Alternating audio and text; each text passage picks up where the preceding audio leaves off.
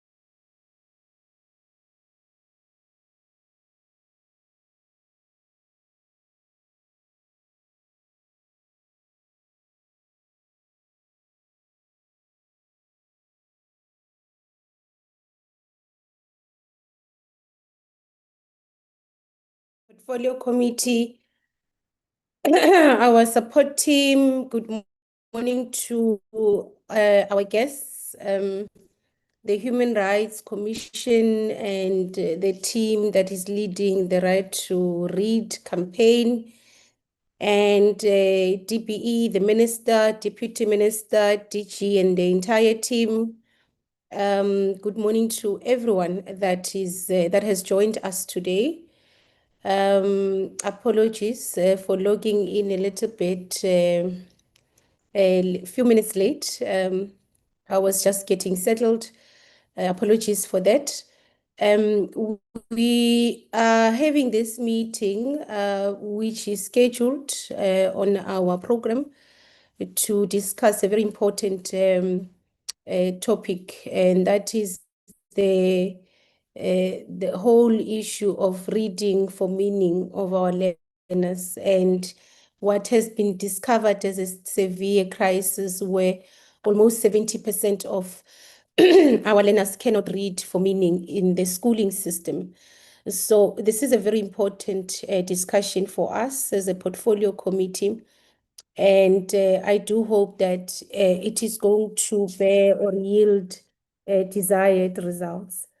We are also going to be focusing on the Q4 report, an item which we deferred to this meeting in the last portfolio committee meeting.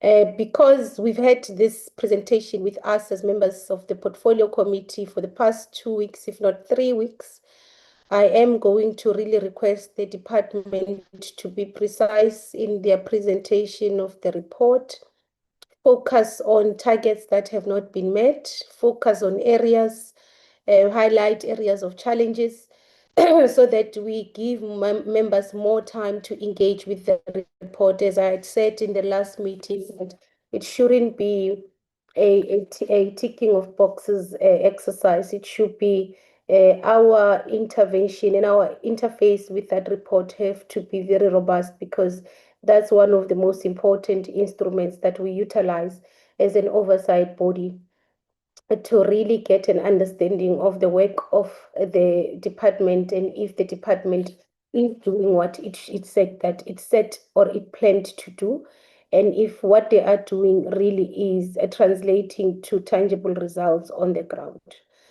So, honorable members, we cannot overemphasize the importance of reading. And I just thought I should just start this discussion with the narrative of me visiting my former school, and saying to the school leadership that I would want us to have just a reading session with the grade 4 learners. And this crisis that we have alluded to was very clear and visible to me when we underwent that exercise. And I think the key important discussions that we want to delve into with the leaders of the Right to Learn campaign is really unpacking this challenge that we are facing as a nation and as a sector, unpack it, and be able to really empower us on what we have gathered up to this far, on how these challenges, this challenge manifests itself. We are interested as a portfolio committee in understanding does the basic education curriculum delivery framework introduce learning to read, and how it is done, how it is tested, and what are the results. For us, this is important because we don't just realize when the learners are in grade 4 that they cannot read without meaning. Our understanding is that they learn to read at the previous grades. As a result, we want to know when exactly do they start learning to read. Perhaps that's where the problem might be. And how is this done? How is this learning to read done? And how is it tested? How do we test that learners at that grade, the previous grades, if they are learning to read, and if the interventions or the curriculum delivery is bearing the results that are anticipated. So we're also interested in understanding the nuances that characterizes this crisis. Is it the language issue? Is it the pedagogy, as Honorable Mkhize would say, or availability of learning material? So exactly what are the challenges, or what are the factors that characterize this challenge that we're facing? We also want to understand from your own work, in terms of the capacity of a teacher that is teaching learners to read, and also the nuances of a learner that is learning to read at that age. So these are areas that we want to understand, because if we understand comprehensively the problem that characterizes this challenge that we have as a country in the sector, I think we will be able to really interrogate the interventions that are in place as an oversight body to say, are they adequate? Will they really turn the tide? And for us, that's where we would really want to, we are hoping that these discussions will be anchored around. We also want to know, because beyond understanding the crisis, we really also want to know what is being done now. So what are the interventions that are in place now by the department to ensure that we really change this situation? We start seeing a different picture. We also want to understand how and why those specific interventions. So you'd need to really substantiate why these specific interventions are critical and why they are important and how they are being implemented on the ground. We also want to know how and when do we know that we are turning the tide. So there should be some mechanisms to evaluate these interventions that have been put in place so that we know by when do we expect, if it is this crisis and the interventions that are put in place are going to take us about 5 years to start seeing results, then we need to know as a portfolio committee that that is the anticipation of the department and that is in your evaluation plan. And how do you evaluate these interventions that you put in place to ensure that we really improve? I don't want to emphasize, members, that when I did do that exercise, I realized how we should be focusing on this specific crisis as a portfolio committee ourselves. Perhaps integrate it in our oversight visits, because what we should understand is the consequences of this challenge or this crisis, this reading crisis that has been spoken about. One of the issues is that, so when learners can't read, because my own experience was that learners could read better in mother tongue, but they really struggled to read in English. And even with the mother tongue, as they were reading mother tongue, I had a challenge that I don't think they are reading with meaning or for meaning. And the crisis and the consequences of that is that, I mean, reading, it's at the center of the learning process. So if a learner can't read at that age, going to other grades, they really get frustrated because they can't acquire the material that is before them. It becomes very difficult for them to really acquire the knowledge that is being imparted because they can't read. And I think that for me, it's something that it's very important. So I think we must acknowledge and appreciate the members that have said we must focus on this area, because it is one of the areas that I believe we should incorporate in our oversight visits, honorable members. So with that said, honorable members, those are the two items that we're going to be focusing on: the Q4 report and a presentation from the Right to Read campaign. Mr. Brown, can we then go to the agenda and then deal with the roll call and apologies, and then we can then go straight into the presentations of today. Mr. Brown?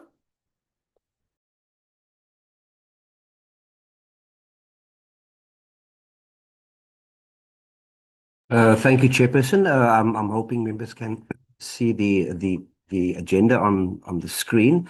If I can just go to the roll call and apologies, Chair. I have yourself, Honorable Maimela.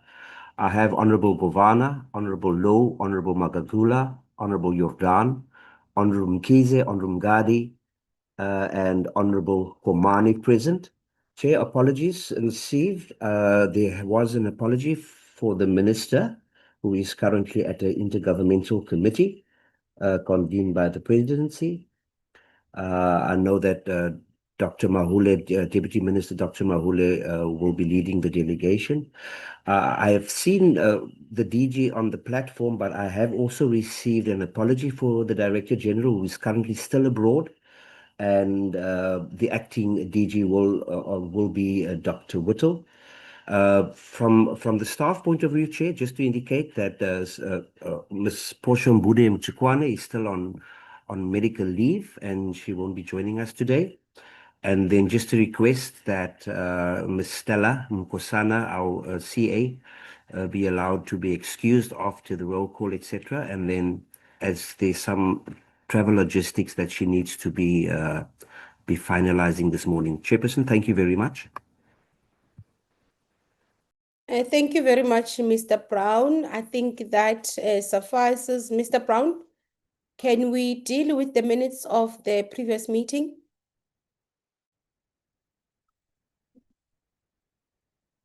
Honorable members, did you receive the minutes on time? Are you in a position to deal with the minutes?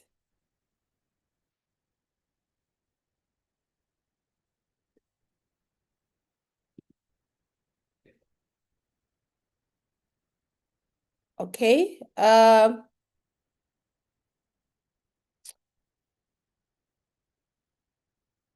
Mr. Brown, these are the minutes of the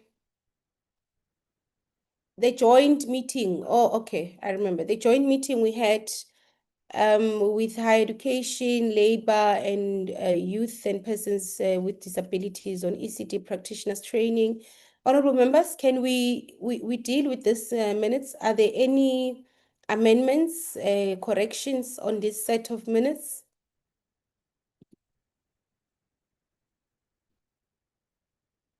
Okay, I don't see hands, meaning there are no proposed amendments or corrections on this set of minutes. Can we then move for the adoption of this set of minutes? Honorable Mkize? I move, Chair, for adoption. Honorable Mkize is moving for the adoption of the minutes. Any seconders?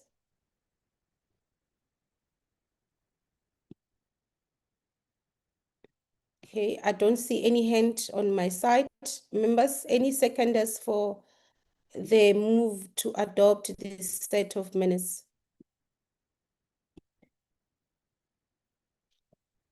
Haibo. Honorable members, are we in the meeting? Are we saying the minutes, is there something wrong with the minutes? They're angry at you, Chair. I can see. Yeah. Honorable, you're done. I don't think there is anything. No, Chair, we are not angry at you. Perhaps just uncomfortable that you were not chairing that particular meeting. Because to be honest, the manner in which it was chaired made me slightly uncomfortable, and I did not feel that it was in good spirits of cooperation. But I'm here to second the adoption of the minutes of Honorable Mkize, and I'm happy to see you back, and I hope your exams went incredibly well. Thank you very much, Honorable Yodan. No, no, no. Well, the less said about my exams, the better.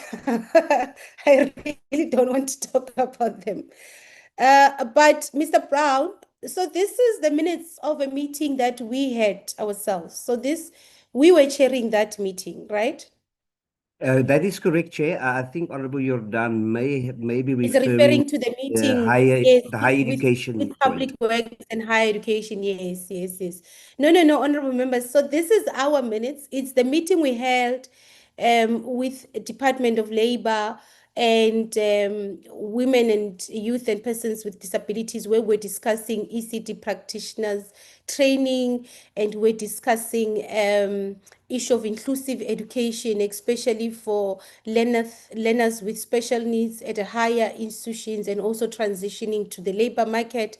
We're also discussing just the transitioning process. So that is our meeting. So the ones the minutes of the meeting that was chaired by higher education, I think those minutes are still going to come, and I think we'll discuss how we're going to be dealing with those minutes, those kind of minutes, because of course I was on study leave, I could not attend. Mr. Brown, can we then go into the presentation? Chairperson, if I may, my Okay. apologies. In fact, we have a second set of our meeting of the 2nd of June, which is now on the, Oh, and then of course I also shared the edited version of that meeting that you are referring to, which we had at the Good Hope Chamber. You were of course on leave. That set is also available, Chair, if we can also just look at that Okay. after. So can we just look at the 2nd of June and then we go to the 3rd Yeah. of June? Yeah. Okay. Okay, that's fine. That's fine. I agree. So these are this is a set of minutes, honorable members, of the meeting we held last week with the Western Cape PED. I want to note hence that want to amend, corrections and amendments of these minutes? I saw Honorable Jordan's hand was up. Is it a legacy hand? Honorable No, Chair, Jordan? I was raising my hand in response to your comments on the correction of the set of minutes that was presented, and I just wanted to correct then my statement and indicate that I second the adoption of that set of minutes for that meeting. Okay. Okay, that's noted. Let's go through this ones, honorable members. Any corrections, any amendments? Okay, can I then note hence for the adoption of this set of minutes?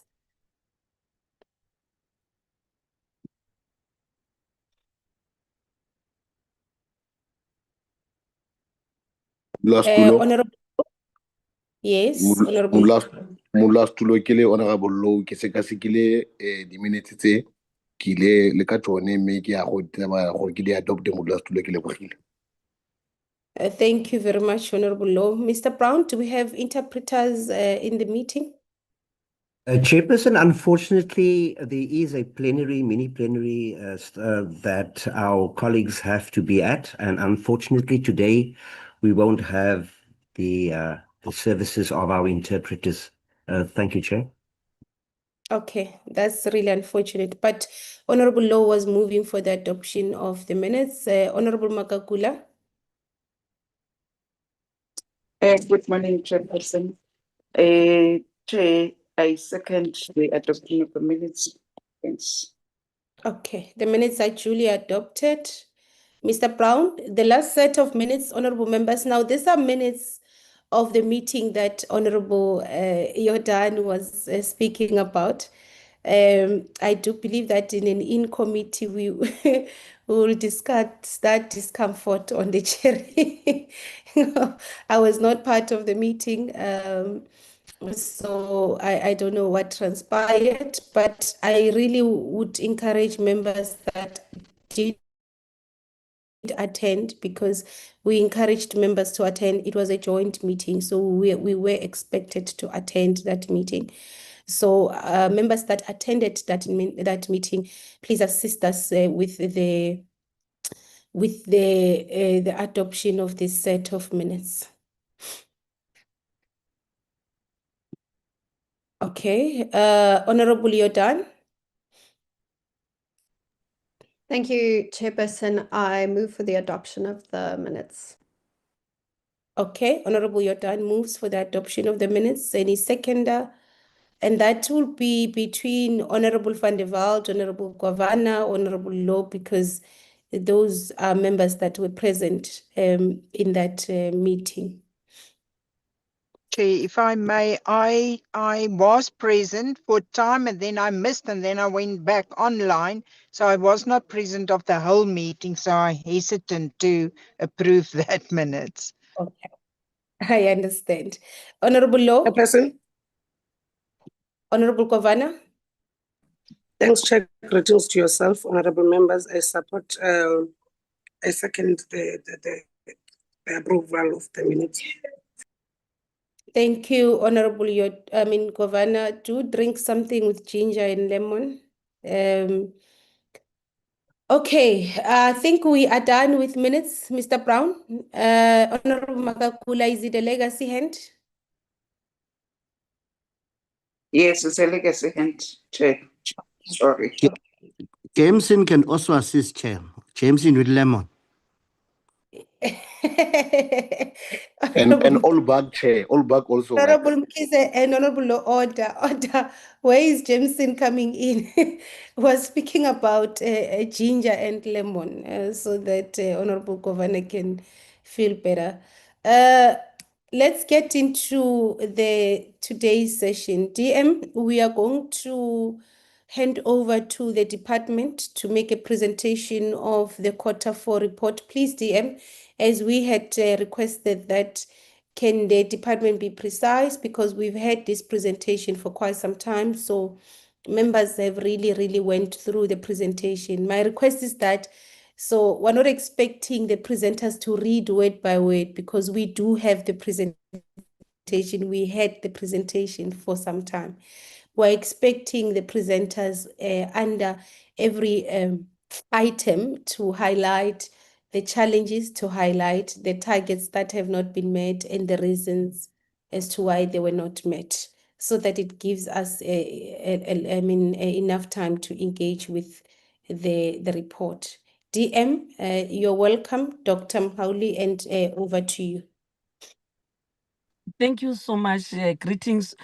Chair, I am going to show my face. I don't know why is my face not showing. Oh, It you're is still there. showing. It is showing. We can see you. Oh, you can see me. I'm in the Yeah. car, so I'm just showing it so that you know it's me. I'm not a robot. So then I'll close because I'm driving. Chair, my sister-in-law passed on, a sister to my husband, so I'm rushing there now. So I'll be on and off to the meeting, but I will not log out. I will be in the meeting, just that I'm going to visit the family now. So, and greetings to honorable members of the So Portfolio sorry, so Committee. sorry to hear that, DM. We really sorry. Yes, Yeah. yeah. So greetings to the honorable members of the Portfolio Committee. Greetings to the officials from the department and officials from the Portfolio Committee also. As it was indicated that the Minister of Basic Education has conveyed her apology to this meeting because she has attended the Interministerial Committee on Migration convened by the presidency, and president is very hard on this meeting because he wants all of them to sit. So we also welcome the opportunity to appear before the committee this morning on these matters, the right to lead and the fourth quarter report. And the fourth quarter report, Chair, it resembles almost what has been done and what has not been done during the first, second, and third quarter to see if we're able to mitigate those targets that were not achieved. So the DG is outside the country, we know. Acting DG has accompanied the minister to the meeting, but immediately as she's done, she will come to this meeting. But now the team is led by DDG Geya and the team that are going to do the presentation. So let me, with your permission, Chair, allow DDG Geya to lead on the presentation. Thank you, Chair. That is fine. DDG. Good morning. Thank you, Deputy Minister, and from our side as well, condolences to you and your family. I am in fact back, Chair. Thank you very much. Let me invite Mr. Pareachi to lead in terms of the presentation. Over to you, Mr. Pareachi. Thank you, Acting DG. Good morning, DM. Good morning to the Honorable Chair and Honorable members. Ms. Mosimeka is going to take us through the presentation, and she will follow as you've indicated to be brief in regard to the presentation. Stella? Thank you, DDG. Good morning, Honorable Chair and Honorable members of the Portfolio Committee on Basic Education. Ms. Mbanambi is going to flag the presentation for me. I think something went wrong. She will put it back quickly. And as the chairperson has indicated, we will try to focus only on the highlights and the indicators that we did not achieve. I don't know what's happening. I can see, all right, there it is coming. So we will take you straight to the summary slide. Honorable members, you know we are reporting on 5 programs, and for quarter 4, we're reporting things that happened between January and March 2026. So we will go to the summary slide on slide 4. Which, when you look at it, you can see there's a vast difference between how we performed last year in 2024-5.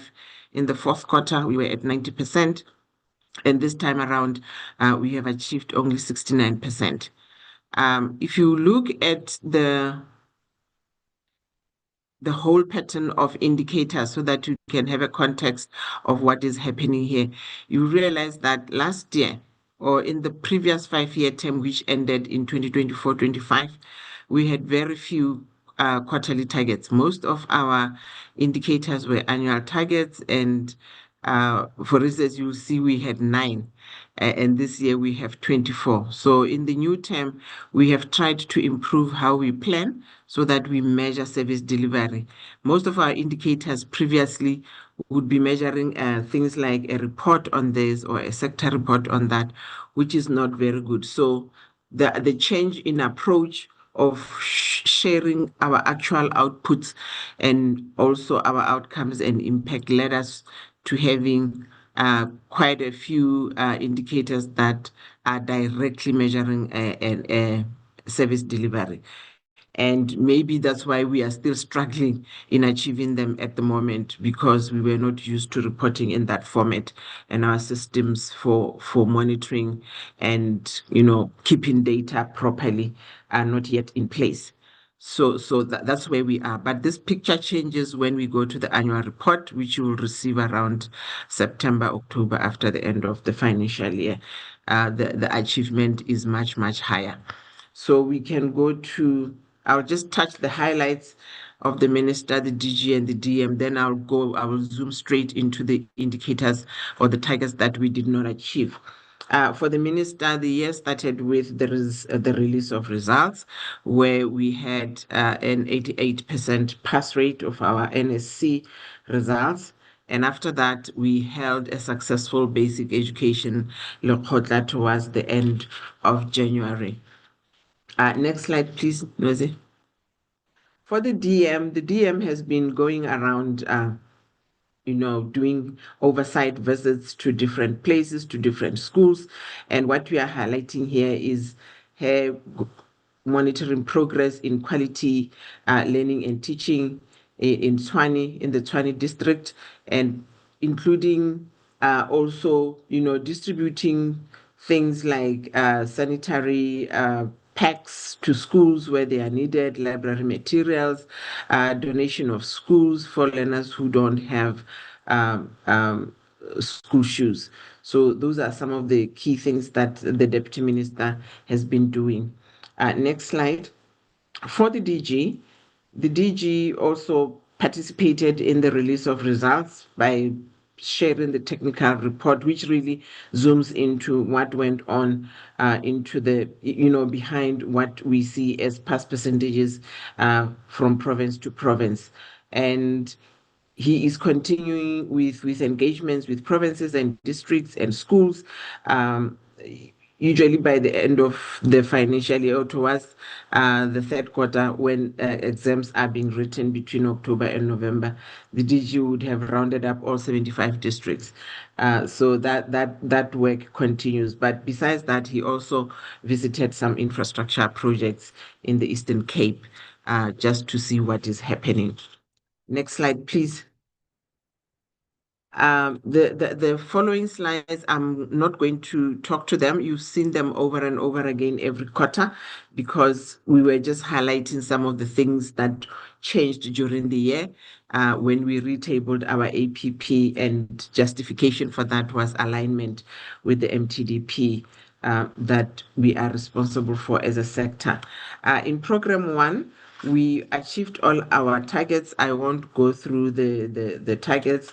I will touch on the highlights. I think the major one there is, as an oversight structure, we also oversee what public entities are doing, and it is our responsibility to make sure the minister approves their APPs, their quarterly reports, and we submit them accordingly to the oversight structures.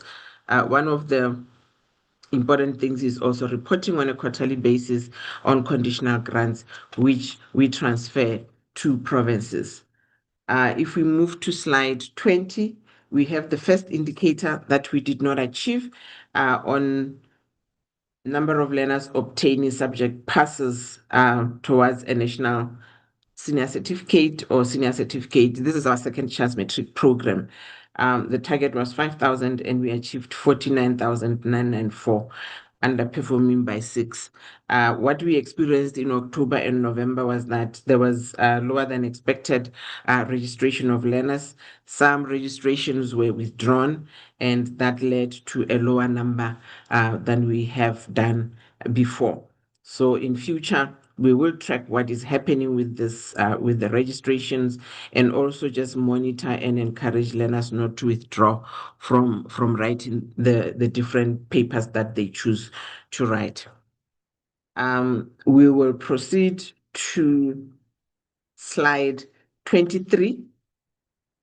We have an indicator there on the number of children benefiting from ECD subsidy, and our target for the year, this is an annual target, was 950,000, and our achievement is very low, as you can see, 571, 481, and at the time of reporting Q4, we had a very huge deviation. But by the 31st of May, as we are preparing for reporting in the annual report, we had received more inputs that were lagging behind at the end of March. 2 provinces had not reported, or we did not have the data from 2 provinces.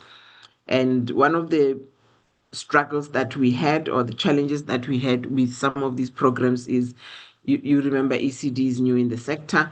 It is now an MTDP indicator as well. So we don't yet have systems in place to manage our data.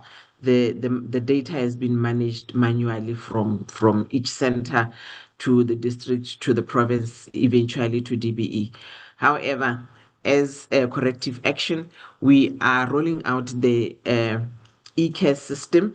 That system will assist us with reporting accurately. So we are hoping that in 2026 APP, because the indicator is still there, our report will be much different from today. But also in the annual report, the output will be better than what you see there, because we just failed to produce evidence. And when we have not produced evidence, we could not report it as an output. The same thing applies to indicator 216. It is also about ECD, but this time it is about the learners that are accessing the registered ECD programs. Even in here, the issue is our information management system, which has been largely manual, and through the eCares, we are hoping to improve in the forthcoming year. We are continuing in program 2 on slide 27 and 28. We have underachievement of 2 related indicators on the number of candidates achieving 60% and above in mathematics. The second one is in physical science. The reasons are pretty much the same, even though the numbers, the targets are different. We have underachieved in these 2. And the main reason on both is that in the 2025 examinations, there was a high proportion of complex questions or high order questions in both physical science and mathematics papers. And it seems our teachers were not fully prepared to prepare learners to be able to handle those kinds of questions when such things arise. And according to the analysis of the program managers, there was a difference between those papers and the previous papers. So going forward, or in future, teachers will be prepared to develop high order questions and utilize them in all the ongoing assessments throughout the year internally, so that children do not meet them for the first time in an external examination and end up performing poorly. Then we will take you to we're still in program 2, which is on curriculum, slide 32, indicator 221, number of schools monitored on the implementation of reading norms. Here it is an issue of us overperforming in the first 3 quarters of the year, and then you end up with only a few targets to achieve in Q4. So what ends up being achieved in this instance, even though it is lower than the target, but the target for the year has already been achieved. So the Q1, Q2 overachievements have compensated for the underachievement that we see in Q4. So for this indicator, we have given you the figures so that you can see for yourself that in Q1 we had overachieved by 2, and because of that we then we needed only to reach the annual target for the year. But we are not happy with the status quo.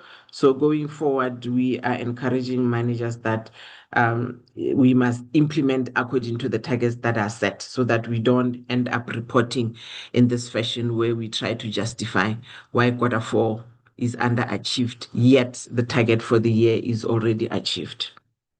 Then I'll take you to indicator 223 and 224. When we report quarterly, anything whose output is under 50%, we mark it as red. And when it is between 50 and 99, we mark it as amber. But in the annual report, everything is red because the year has ended. There's no time to redeem yourself. So the indicator on IGRA, or early grade reading, we also underachieved in Q4. However, as explained, like in the other one, the target for the year was already achieved by the time we got to Q3. So literally in Q4, there was no monitoring because the target was achieved. So it gave us a red because there was a target. However, in the annual report, it is green. The same thing applies to indicator 224. However, I noticed that Q2, the output, we've said the output was captured wrongly. It was 3 when it was supposed to be 13. I can see now it is corrected. So it is the same issue as reported in the indicator above. The target was overachieved in the previous quarters, and there was what was left in Q4, even though it ends up being an underachievement for the quarter, but it is already an overachievement for the year. We go to indicator 241 on page 38. Is the same kind of scenario, so I won't go through the numbers.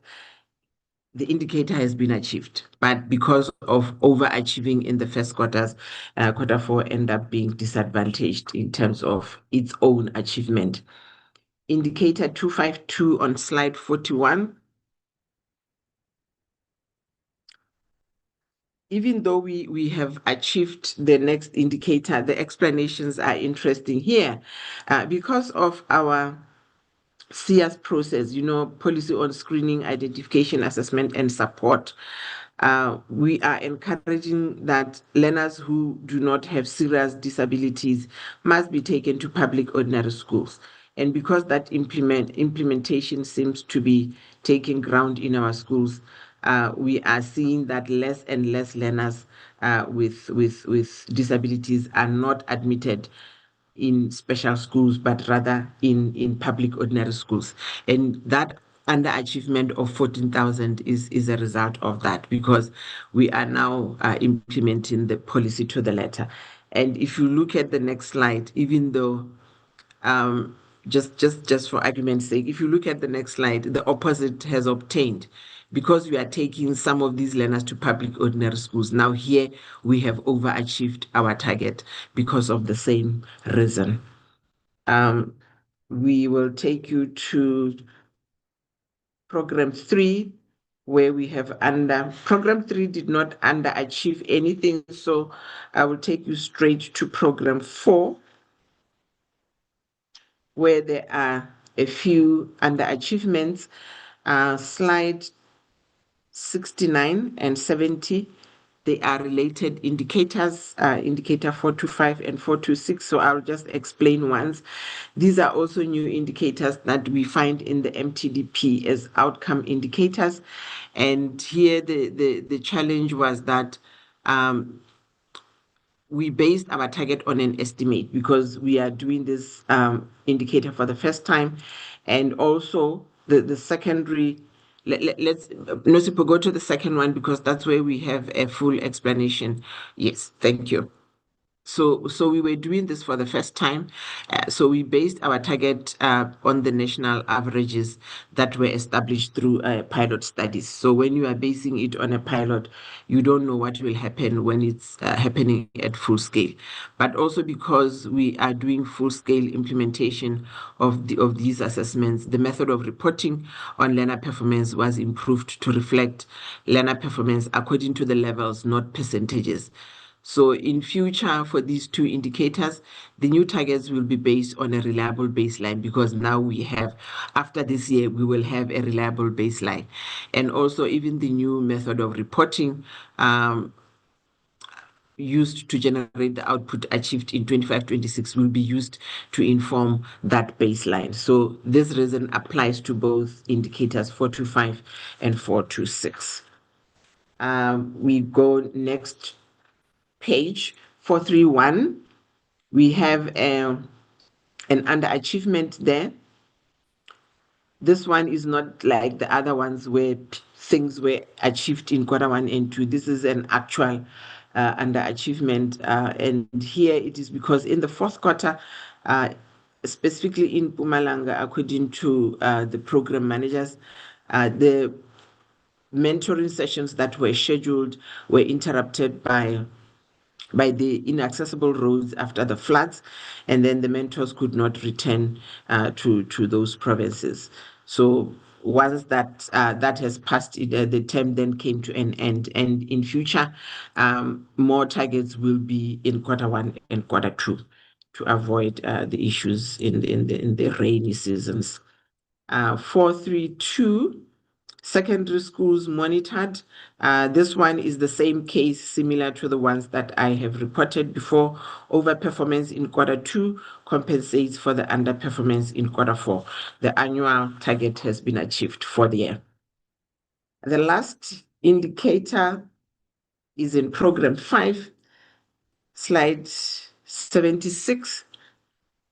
Number of schools monitored on the implementation of the HIV and AIDS is the same one, similar to the other ones, where overall the indicator has been achieved. By the time you got to Q2, we were already at 44, and yet the annual target was 36. So in Q4, literally, there was no monitoring, even though there was a target that was set. So even here, we are saying quarterly targets and implementation must be aligned across the board. I think all the underachieved indicators, Chair, have been highlighted, Honorable Chair. And with your indulgence, I will hand over to the CFO to also give you the highlights of the expenditure during the quarter. Thank you. Yeah, thank you, Ms. Mossimeri. Good morning, Chairperson and the members of the committee, DM, acting DG and colleagues. I'll go to two areas of non-performance or lower performance than expected. Can you go to the next slide? Next slide. Shall we spend 98% of our budget, budget of 38.2 billion? We've spent 37.5 billion, but let's go to the next slide so that I can talk to the two areas. I think it's not, yeah, it's payments of capital assets where we spent 67.5%. As well as goods and services, where we spend 89.89%. On goods and services, the bulk of that budget consists of ECD, the ECD budget. We got an additional funding for ECD about 2 billion too late in the year to spend it, and we've also already requested the rollover from Treasury, which should be granted and which will be communicated in the medium-term budget speech by the Minister of Finance. And then with regards to payments for capital assets, this is mainly what we call the ASIDI grant, the School Infrastructure Backlogs Grant, which is coming to an end. And then because of that, we are not appointing new contractors. It's not coming to an end per se, but the grant is being matched from next year with EIG. So that's why we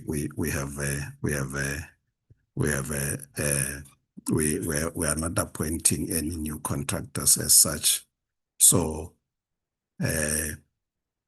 those are the two areas basically, Chair. So I'm heeding the Chair's advice. I'm heeding the Chair's advice to say I'm struggling here, Chair, to say we need to speak only to those areas, sorry, Chair, that are problematic. So I've tried to speak only to those, bearing in mind that as the Chair has indicated, the report has been with yourselves for about 2 weeks. So I'll stop there, Chair, and we'll take questions should there be any on the two areas. Thanks, Chair.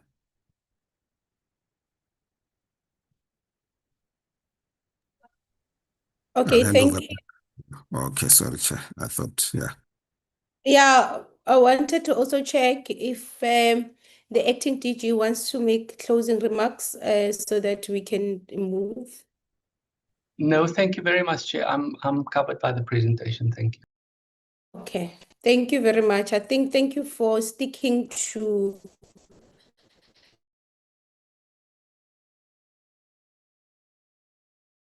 the memo. I think that suffices because we've had it for quite some time. We're able to go through it in detail. And what was important for us was under areas where there has been an presentation, understanding what and honorable members, I know that you would want to engage with this first, but I want us to take the two presentations.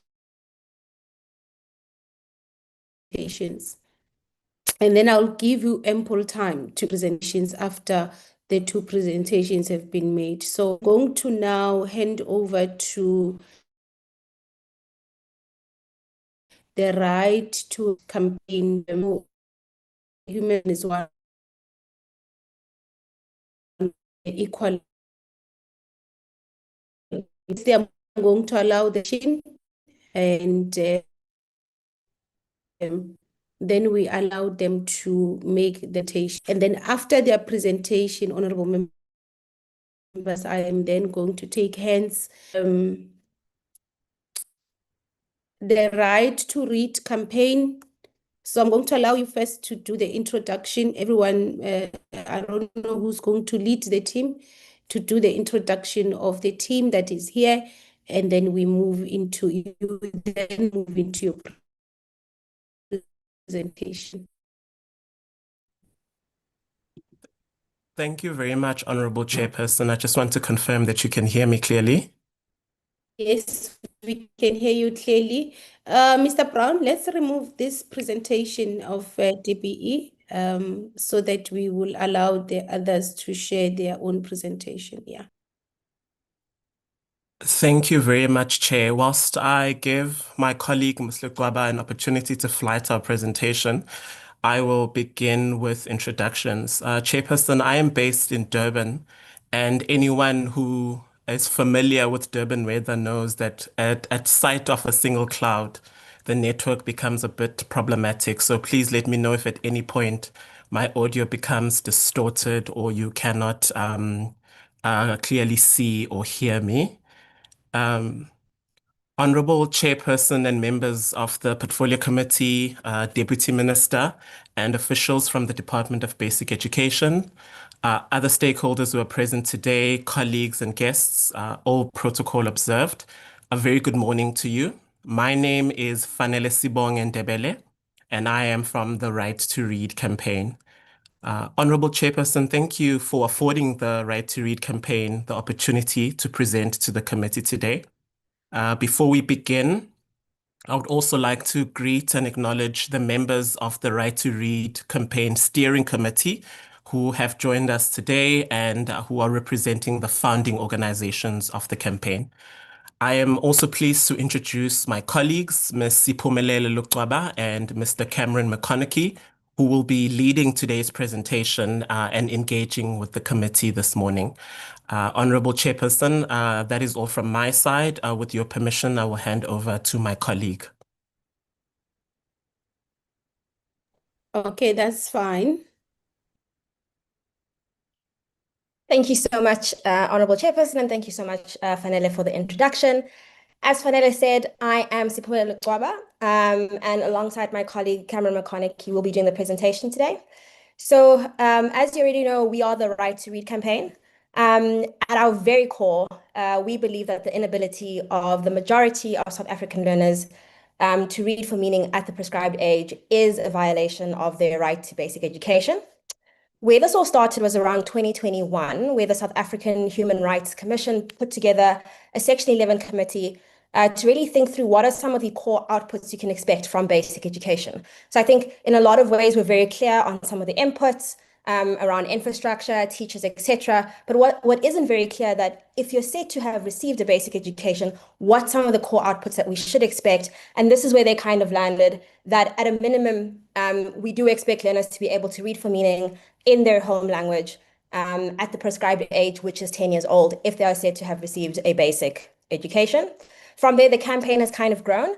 And so there are three focus areas that we focus on, one being advocacy and communications. And then we have a legal and education stream, which focuses on research, which then informs how we would develop regulations, with which my colleague Cameron will speak about later. And then finally, we do community mobilization, which is really about educating community members on this kind of literacy crisis and the campaign. And so these are our founding organizations, and a lot of the members are on the call today. And so just to give a little bit of background and context, we've kept it quite short, but I will go as in-depth as I can to answer some of the questions, Honorable Chair, that you posed at the very beginning of the session.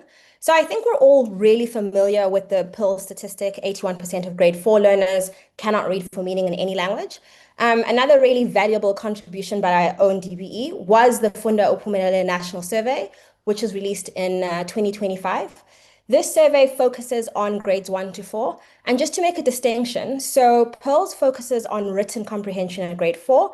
And whilst Funda Uphumelele does have written comprehension for grades 3 and 4, what we're going to focus today are oral reading skills, right?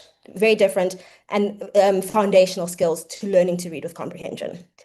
And so what we see here on the right is that around 30% of learners in grades 1 to 3 are reading at a grade level. And I think the thing to take away from this is that at a grade 1 level, the test really focuses on can these learners recognize their letters of the alphabet? So what we're seeing here is after 1 to 2 years of school, if they have been in grade R, only 30% of learners can recognize all their letters of the alphabet. Again, it isn't entirely surprising because as you said, Honorable Chair, at the very beginning, that these learners don't miraculously not know how to read with comprehension in grade 4. The wheels come off really early on. And I think Funda Uphumelele gives us a better sense of when and how these wheels come off. The second thing to note with funds is that like other primary school assessments that we've spoken about before, PILS, the SACE, or even SACMEC, these results are largely driven by socioeconomic circumstances and language. And so if you look on the right, in the purple graph, what you see is that if you are in a quintile 5 school in grade 3, you are 3 times more likely to reach the grade level benchmark than you are than if you're in a quintile 1 school. The same again with language, that if you test in English or Afrikaans home language, you'll do significantly better than learners who test in the other African languages. I think the one kind of good story to take from funds is that whilst we always see Western Cape and Gauteng as the 2 provinces that perform the best, at least at a grade 3 level, we see KZN also doing quite well as the second best performing province. The thing that should really worry us about some of the funds results are really the number of learners by the end of grade 3 who cannot read a single word. So this is after 3 or 4 years of schooling. So nationally, we have 15% of learners who cannot read a single word, but this is as high as 25% in languages such as Sepedi and Xitsonga. And of course, if you're in a quintile 1, 2, or 3 school, you are more likely to be unable to read a single word. And so just to finish off the picture on early grade reading results, again, we're quite familiar with funds, but another really great contribution from the DBE was the South African Systemic Evaluation, but this was released in 2022. And again, this looks at grade 3, written assessments again. So again, the funds was oral reading skills, and this is another written assessment, which is similar to funds, which is similar to PIRLS. And we see similar results, right? By the end of grade 3, only 20% of learners are performing at grade level in their home language. And again, we see the same kind of trends that how well you perform will largely be dictated by your socioeconomic status or the language that you wrote the assessment in. And then moving to some of the key challenges. We don't think these are all the challenges in basic education. It's large, it's very complex, but these are some of the key challenges towards improving reading results. And so when we think about teachers, and again, we speak about teachers quite a bit, and this really isn't that the blame is with them or to kind of shame them in any way. It really is thinking through, does the system prepare them well enough to be able to teach learners to read? And what we see is that there's a problem with the entire pipeline in how we develop teachers. So at the very beginning, what we're seeing is there's some indications of some of the prospective teachers who are applying for B.Ed are some of the weaker students. So this study really focuses on academic literacy. So how well will they do in the B.Ed? But there's also more anecdotal evidence with feedback from lecturers around the very weak literacy skills of their own students that are coming into B.Eds. The other thing that we see is very high variation in the number of credits that B.Ed programs allocate to the pedagogical components. So it's one thing to say that a BA program focuses on language, which can be highly theoretical, but how much time do they spend preparing these prospective teachers on how to teach reading, right? And we see at the very low end, like 1% of credits, at the higher end, around 20% of credits focused on this. And what isn't surprising is a lot of this leads to very limited progression in student knowledge. Now, we don't have a study focused on reading, but there was one study that focused on mathematics and primary school teachers. So they used a test that took items at a primary school level. So it would have been a test with items from learners in grades 1 to 6. And they tested the B.Ed students in the first year, and the B.Ed students scored an average of 52%. And when they tested the B.Ed students in fourth year, the B.Ed students scored an average of 55%. So initially very low results anyway, which you wouldn't expect from somebody who's going to teach students how to calculate. But then again, you see very little progression between first year and fourth year students. And then finally, when they're already in the system, right, although we have a lot of data and evidence of how our learners are performing and where their gaps are, there isn't really a coherent system of continuous professional development, right? So if you have a novice teacher in the system, or even a teacher that's been in the system for a while, what are the 5 to 10 things you should expect them, or we should expect them to be upskilled in while they're in the system? I think what we do really well is recording, that they have gone through some kind of professional upskilling or gotten some CPD points. But what we don't do very well in is, what is the content of what they were doing? Is it relevant to improving their skills in teaching reading? And is it a quality program? Continuing on teachers, I think a lot of us have heard for the past number of years with the Teacher Demographic Dividend project on this expected large number of teachers to retire in the next couple of years. I think 2030 is a big moment for that. And we think the way we should be thinking about this is that it is big, but it's also an opportunity to ensure that we are now employing the right quality of teachers in the right phases, in the right language. So there is, again, some initial evidence that we're overproducing teachers at a high school level, but we're underproducing teachers in the foundation phase. And if we make this more language specific, so if you look at languages like isiXhosa, Sepedi, and Setswana, for isiXhosa, you see as little as 20% of the projected demand is being produced by universities. So whilst there are really good initiatives happening by the department, such as focusing Funza Lushaka on the foundation phase, I think the questions we should be asking is, it's not just about foundation phase teachers, it's obviously about the quality of program, but also ensuring that it's the correct teachers and the correct languages that are being developed. And the last thing that I think we should be thinking about around teachers is one really good output from the Council on Higher Education is that they will be reviewing BEd programs from foundation phase to FET. And this is between 2024 and 2027. And one of their main focus areas for the foundation phase is ensuring that graduates are effectively prepared to teach reading and writing, right? And so the other thing they'll be looking at is how well reading pedagogy is integrated. And again, are these programs prioritizing improving literacy teaching? So I think, honorable members, that's a good thing to kind of keep track on for the next 2 or 3 years. The final thing about teachers really is that I think we all know that they're large class sizes, that they're highly concentrated in rural provinces. But the other thing we should know is that they will also see the largest teacher retirements in the next couple of years. And quintile 1 to 3 schools will be the ones that are most affected by teacher retirements, but they also have the largest class sizes. The second big challenge is ensuring a minimum package of materials in foundation phase classrooms. So currently, the only thing that's absolutely guaranteed is that every learner has access to a DB workbook, which is a really great intervention in and of itself. But I think we can all agree that if you're teaching a child to read, there is a minimum package of resources that would be required in classrooms. And part of this would be a set of reading books, which is the logical conclusion.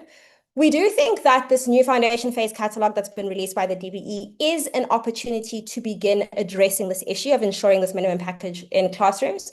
But I think there's two questions we should be asking ourselves. The first one is that in the past, catalogues are more about what is available to schools or provinces to order, and less about you have to have every single item in the catalogue, which makes a minimum package. So what is their mechanism to ensure that each classroom has access to the full minimum package and that provinces or schools are not kind of picking and choosing what they'd like to focus on? And the second thing is, I think we're all very aware of the financial pressure that the education sector is under.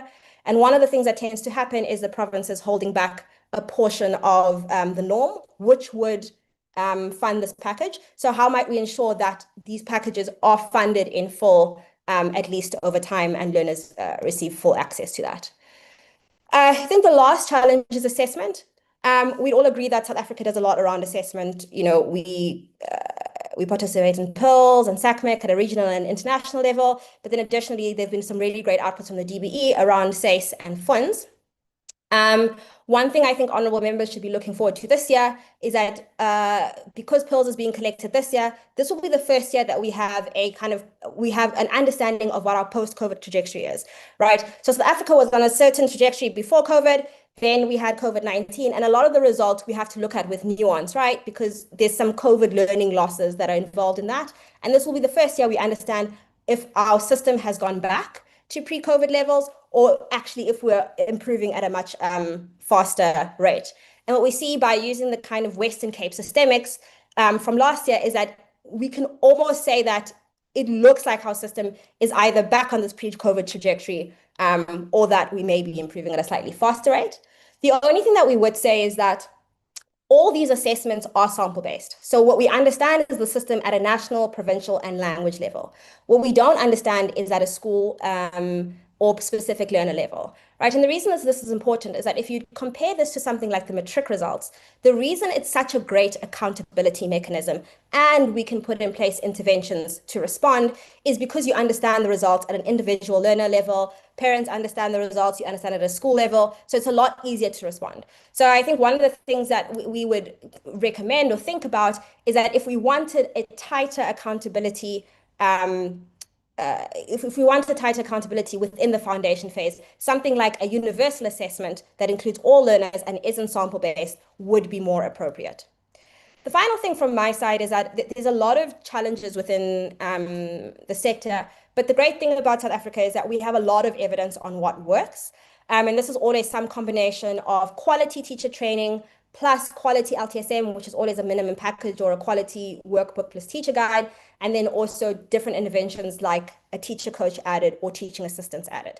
So what this graph just shows you, it sometimes there's a lot more writing on it than there should, but really on the left is these are all interventions that have worked to improve reading outcomes. On the left, you have your cheapest intervention, which also has the smallest effect size. And on your far right, you have the most extensive intervention, which is teaching assistance and LTSM, but which also the most impactful. But what you can see here is that quality LTSM, even if you just add an anthology of graded readers, which is just many reading books into classroom, you see learner results improving by 20% of a schooling year.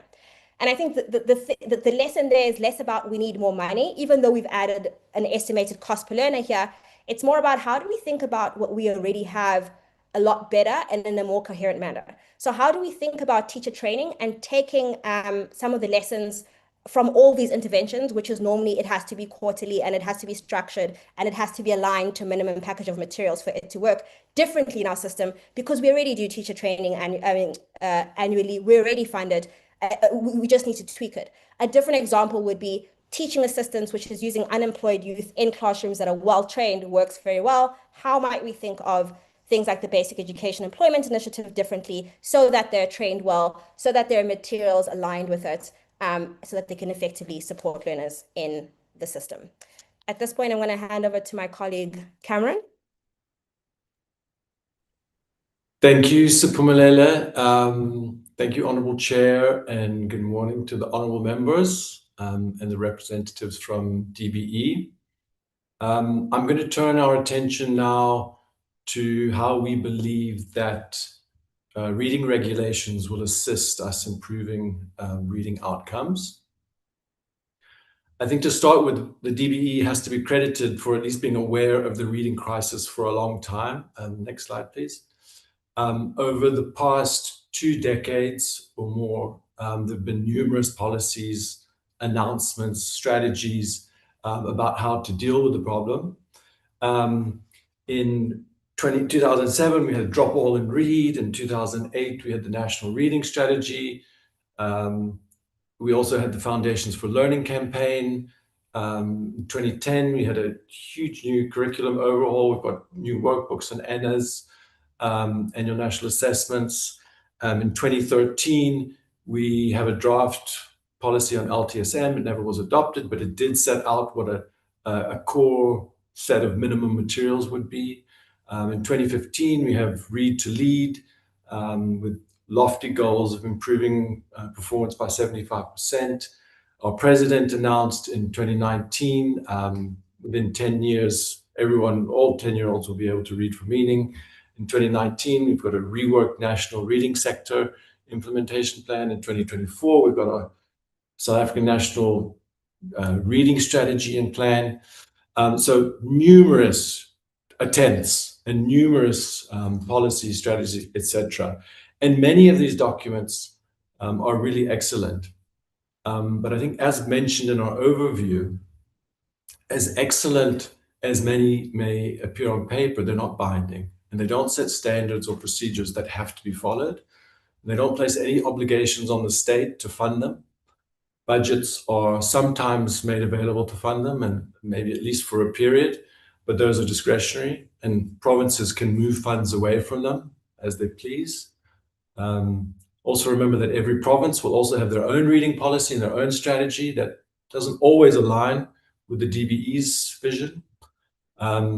Many of the policies aren't that well understood by those that need to implement them.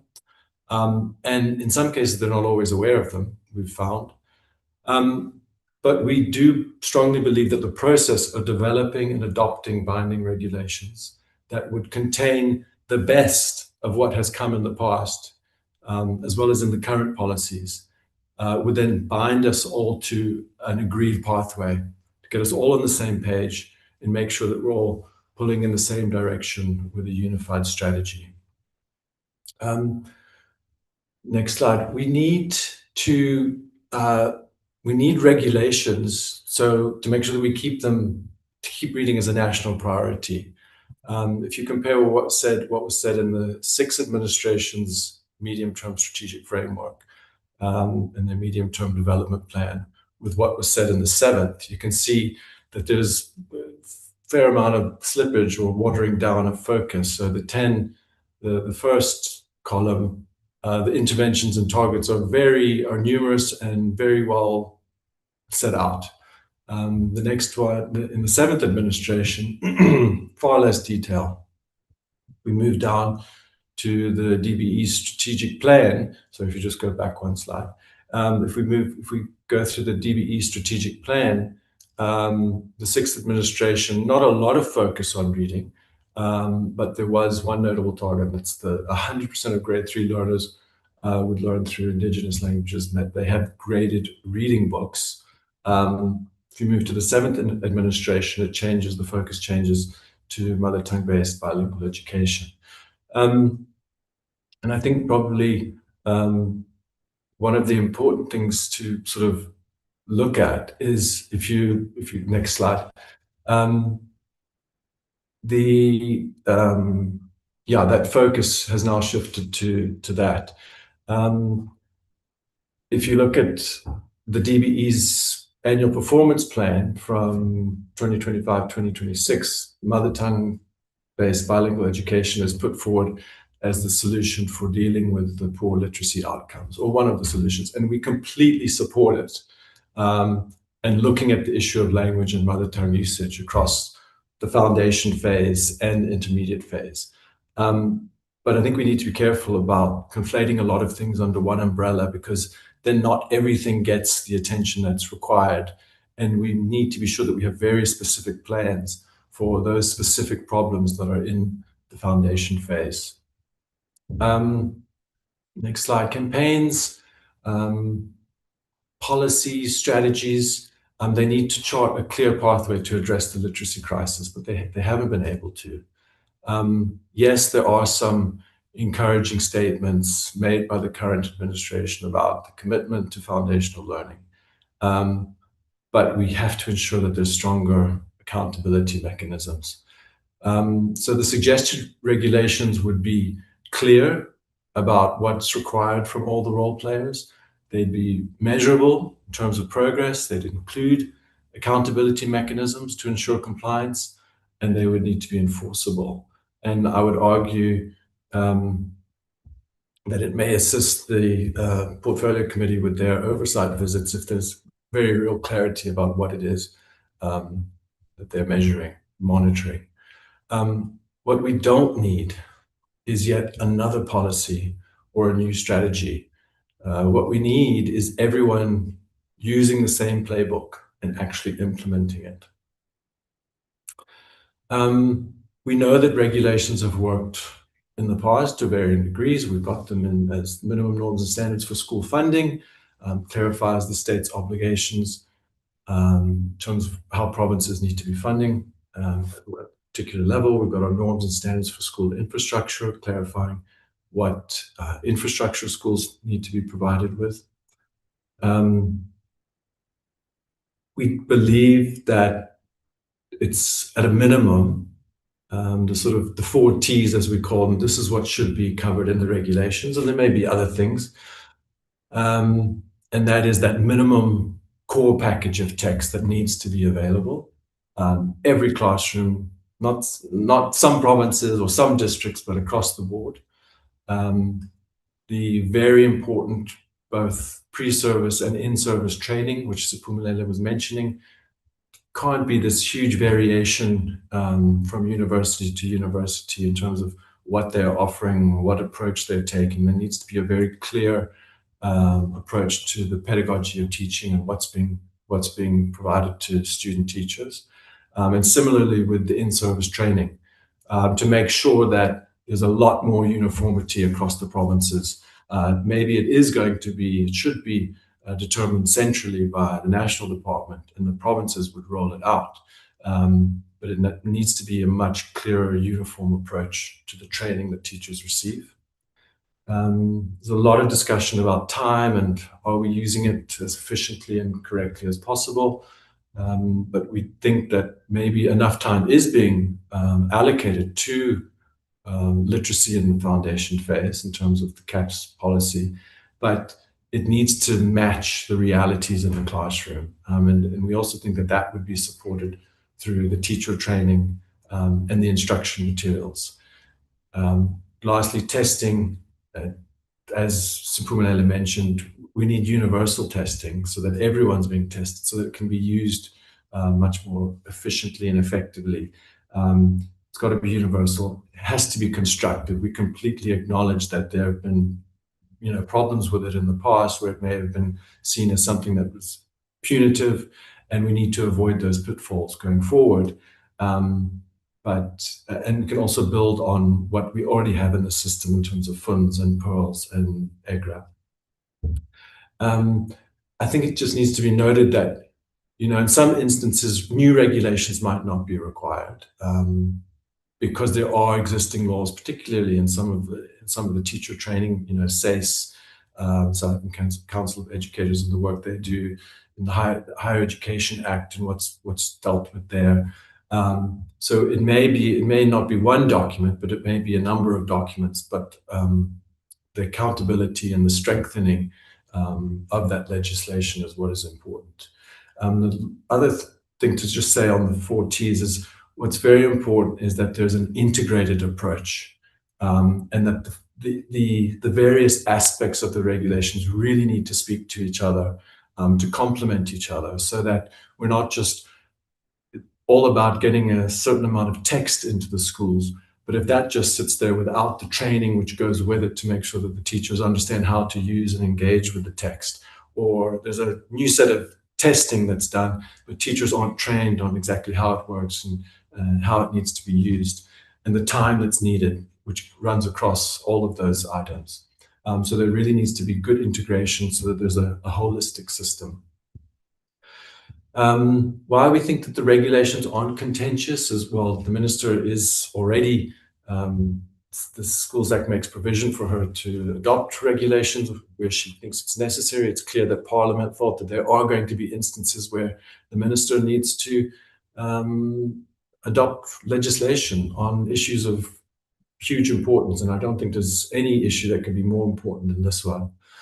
I think the regulations are also not contentious because we've already got versions of the regulations in the Foundations for Learning campaign, the draft LTSM policy, the reading strategy. They already encompass many of the elements that we think should be included.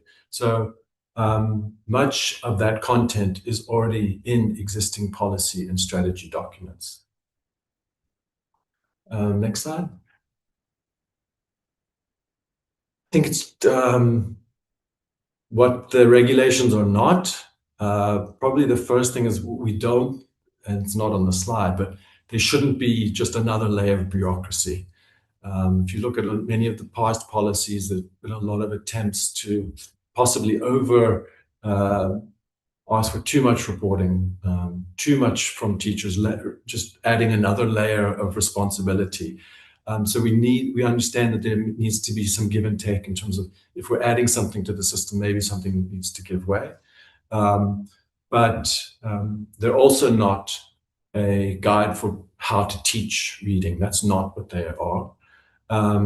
We do not put these forward and think that they are the silver bullet. As long as we've got regulations, everything will be fine. Absolutely not. Literacy is difficult, messy, complicated. It's a lot depends on the home that you come from, the access that you have to literacy and books and reading, what happens before class, in class, after class.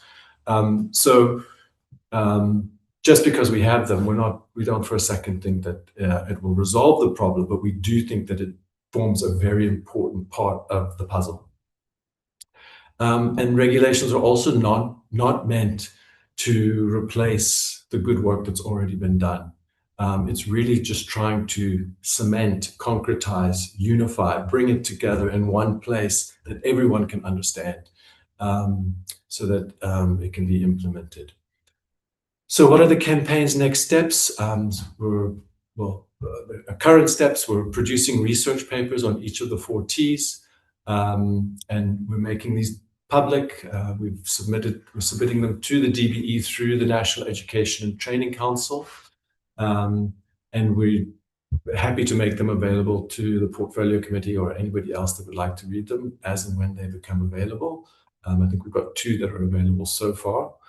We've also been hosting roundtables where we're inviting experts, stakeholders to test the recommendations and to try and build broad consensus on the recommendations. We're fully aware that there is disagreement in this space about the best approach, but we think that we have to the best of our ability, reach a consensus and move forward on that agreed approach. And then lastly, we're meeting with various communities, parents, religious leaders, the youth, to both sort of help raise awareness about the reading crisis, to test the regulations. One very important group that's not mentioned there is teachers. We're doing a lot of work with teachers to engage them about what they think, what would help, what wouldn't help, because they're obviously a very important, probably the most important part of this challenge.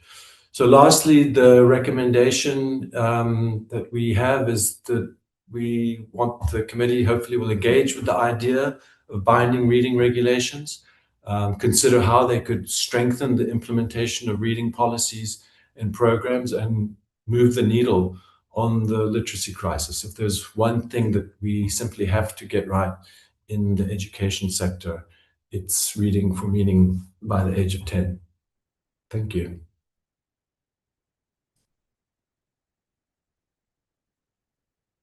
Okay, thank you very much to the team,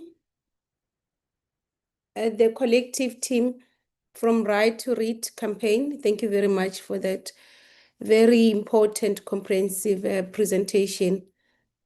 I think indeed it did respond to the questions I had on approaching this discussion. And I just hope that members would really robustly engage with this presentation so that we do our part. And when I say we do our part, I think it's something that we should think about. How do we incorporate in our oversight work and our oversight visit? How do we incorporate oversight over the reading for meaning of learners in schools that we visit? I think that's something that we should really think about, the approach to it, because I do think it will be important that we try and incorporate it moving forward. I'm going to allow Mr. Honorable Mkhize to start because he requested that he starts because he is traveling. I just want to note other hands on the platform. It's Honorable Mkhize, Honorable Van der Walt, Honorable Low. Yeah, those are the hands that I have on the platform. Oh, Honorable Jordan as well. And Honorable Komani. Honorable Makakula. Honorable Mgadi Chairperson. Honorable Mgadi. Yeah. Honorable Mkhize, you can. Thank you. Thank you very much, Chair. And I would like to first acknowledge the point by Right to Read that most of the education outcomes are heavily influenced by the material conditions under which people live. And for that reason, it is important, therefore, for a department to be aware that whatever it does, it has to address the very same material conditions. Otherwise, it will not change anything. So, given that some targets, some performance indicators, some targets and the performance indicators of the Department of Education for the period 2025-26 were evidently insignificant and ineffective in tracking meaningful improvement on material conditions and the quality of teaching and learning in public schools. And here we refer to point 1.1.5 and point 2.1.1. What has been done to ensure that for the period 2026-2027, the target and performance indicators focus on tracking the substantive numbers and quality outputs for real progress towards providing a better education for South Africans, drawing from the following identified weaknesses, Chair. One, under Program 1, the department tracks the number of reports on misconduct cases resolved within 90 days, and it is submitted to DPSA. So here, the department tracks the number of reports, not the number of misconduct cases resolved against the number of cases received. I hope this point is going through. They are tracking the report, the number of reports, Chair, but they're not looking at the quality of cases that were resolved, looking at the received cases as the baseline versus the resolved cases. So here they're not looking at the substance. They're looking on form, not the substance itself. And I think that is wrong way of thinking. The department should be tracking the number of cases resolved against those resolved. Sorry, the number of cases received against those who were resolved, to show that we're actually addressing the issues on the ground. Because the issue here, the substance, is abuse of young teachers and learners. So I will argue that for 2026-27 period, the department needs to start tracking properly. And the program 2 for the period 2025-26, the department plan shows the number of schools monitored for implementing entrepreneurial education with the target of 270 annually. We refer to point 2.1.16 against the total number of 23,000 schools in South Africa, Chair. What the minister does to ensure that the targets and outputs are more substantive for period 2026-27, noting that the baseline is extremely massive against the target and the deteriorating infrastructure conditions in public schools. Most targets rely on the number of monitored schools providing a particular service or implementing a particular intervention, but without making specific reference to a specific minimum standard criterion relied on to benchmark quality. This raises questions if there are such standard criteria or not. Can the minister clarify why such reference is not made? If the minimum standard criteria doesn't exist under each assessment area, how does the minister therefore benchmark the quality to say this school is performing at the required standard, yes or no? If such minimum standards exist. If they don't, why? And when they'll be put in place. And the program for the target of schools provided with sanitation facilities in 2026 were 50, Chair.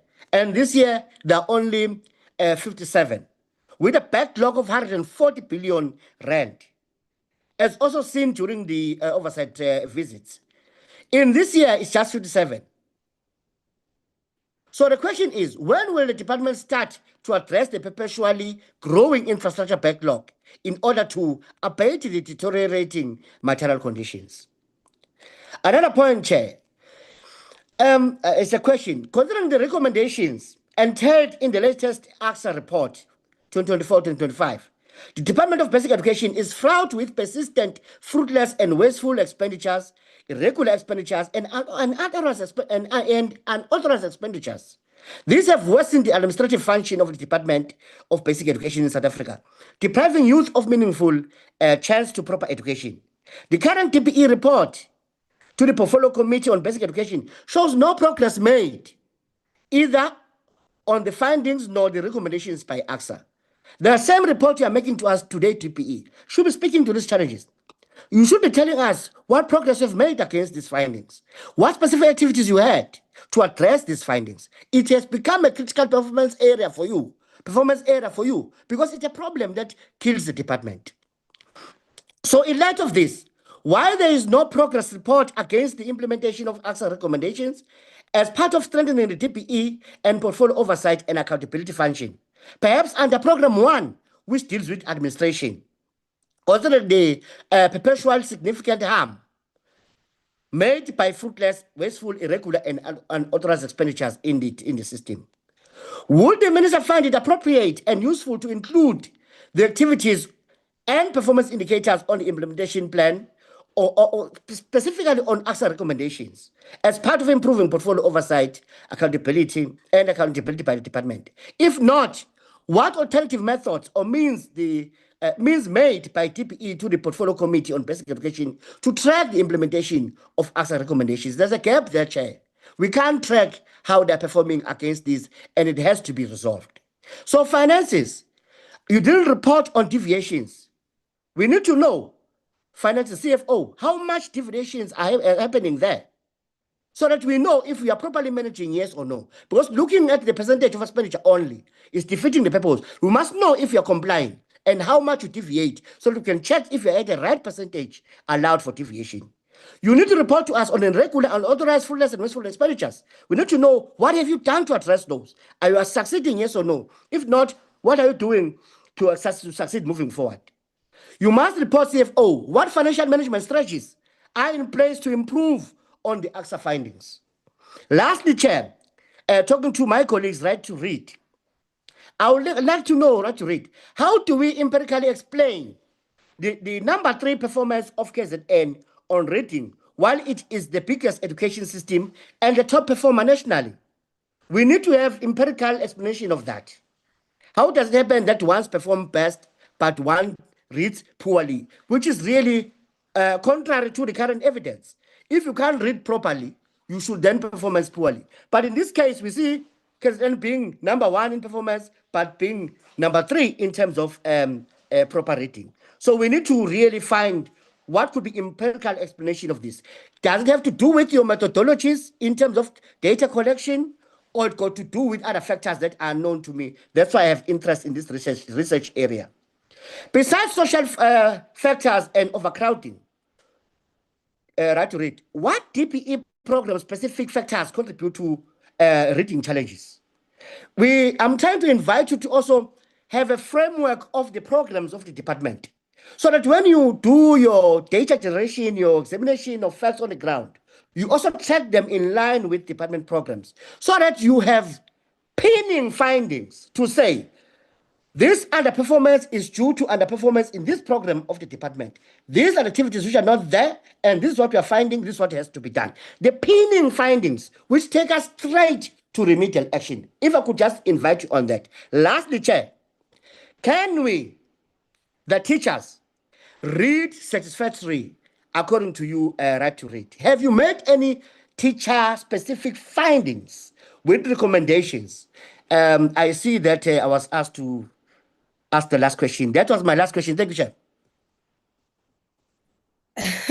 Who asked you that? Nobody should ask you that. I suspect it is Law. Law started misbehaving yesterday in Parliament. Honorable Van der Walt, apologies. I'm going to take Honorable Law because Honorable Law has the same situation as Honorable Kize, boarding a flight now. So he might not be able to. He might not be able to ask his questions by the time we get to him. Can we give him and then we come to you, Honorable Van der Walt? Yeah, Chair, I also have an emergency. That's why I'm on the road just off a flight. So that's why I've asked if I could go after Honourable Mkhize. But if Honourable Lowe really wants to go, then must go. Suddenly we all have challenges, and we're all on the mini plenaries as well. Okay, no. I think Honorable Van der Walt, if that is the case, go ahead. Honorable Lowe will come after you. Yeah, I'll, Chair, if as you can see, I'm in my vehicle, so I'll switch off my video if it's okay with you. And I promise to be very quick and straight to the point. To the first presenters, Chairperson, through you, I would like to just ask a question, because this is something that I'm very, really advocating for, is that we try to get as many learners and children into ordinary schools for various reasons, obvious. May I ask what specific is happening on the ground to reach parents with children with not severe disabilities to get them into the mainstream schools? Because I find that in several provinces, there's not really an awareness of that. So maybe we can just have explanation on what is the program or the plan on marketing this, so to speak. The other, and then also, does this in any way affect the norms and standards of those schools? Chairperson, then to the right to read, I want to just also, due to experience, we know that we only start monitoring this when learners or children actually become learners at a school. and that the years at home, due to circumstance and history in our country, many of our learners have not been to proper ECD centers. They were either at home and sometimes with parents that weren't afford a proper education, and or with their grandparents, and they were in play groups. Now, we all know that children also learn through playing, but they didn't necessarily get opportunities to read. That's my one question. The other question is, obviously, books aren't always available for young children in all the languages to buy before they enter school, and have some studies or research been done on that? Because those books, if you buy them from ordinary bookshops, are quite expensive, and also many parents do not actually want their children to read in their own language. There's a big change or a flock to the world economic language, which is English, and we know we've had discussions on this, and we want children to be able to use their mother tongue. Chairperson, my other thing is to read to write is the issue about overcrowding. I mean, a perfect situation would be a 25 learner per teacher, to make sure that reading is properly being allocated learning time. That is an issue. We can't run away from it yet. Hopefully it will improve with time. Maybe as some of the proposals, maybe better teacher training, maybe assistants that can be trained in that, because you can't just do it.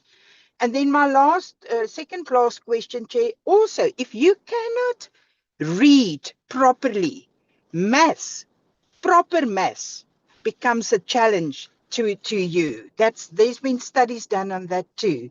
And lastly, Chairperson, I would like to know whether this presentation and the proposals to has been done to institutions of higher learning where students who wants to be teachers are actually, that institutions are aware of the studies or the proposals that Read to Write has made, because basic education get the teachers and they get constant update training, but we don't train them when like an institution, and that is where teacher training specifically must happen in this case. Chair, with that, I'll cut it short. Thank you.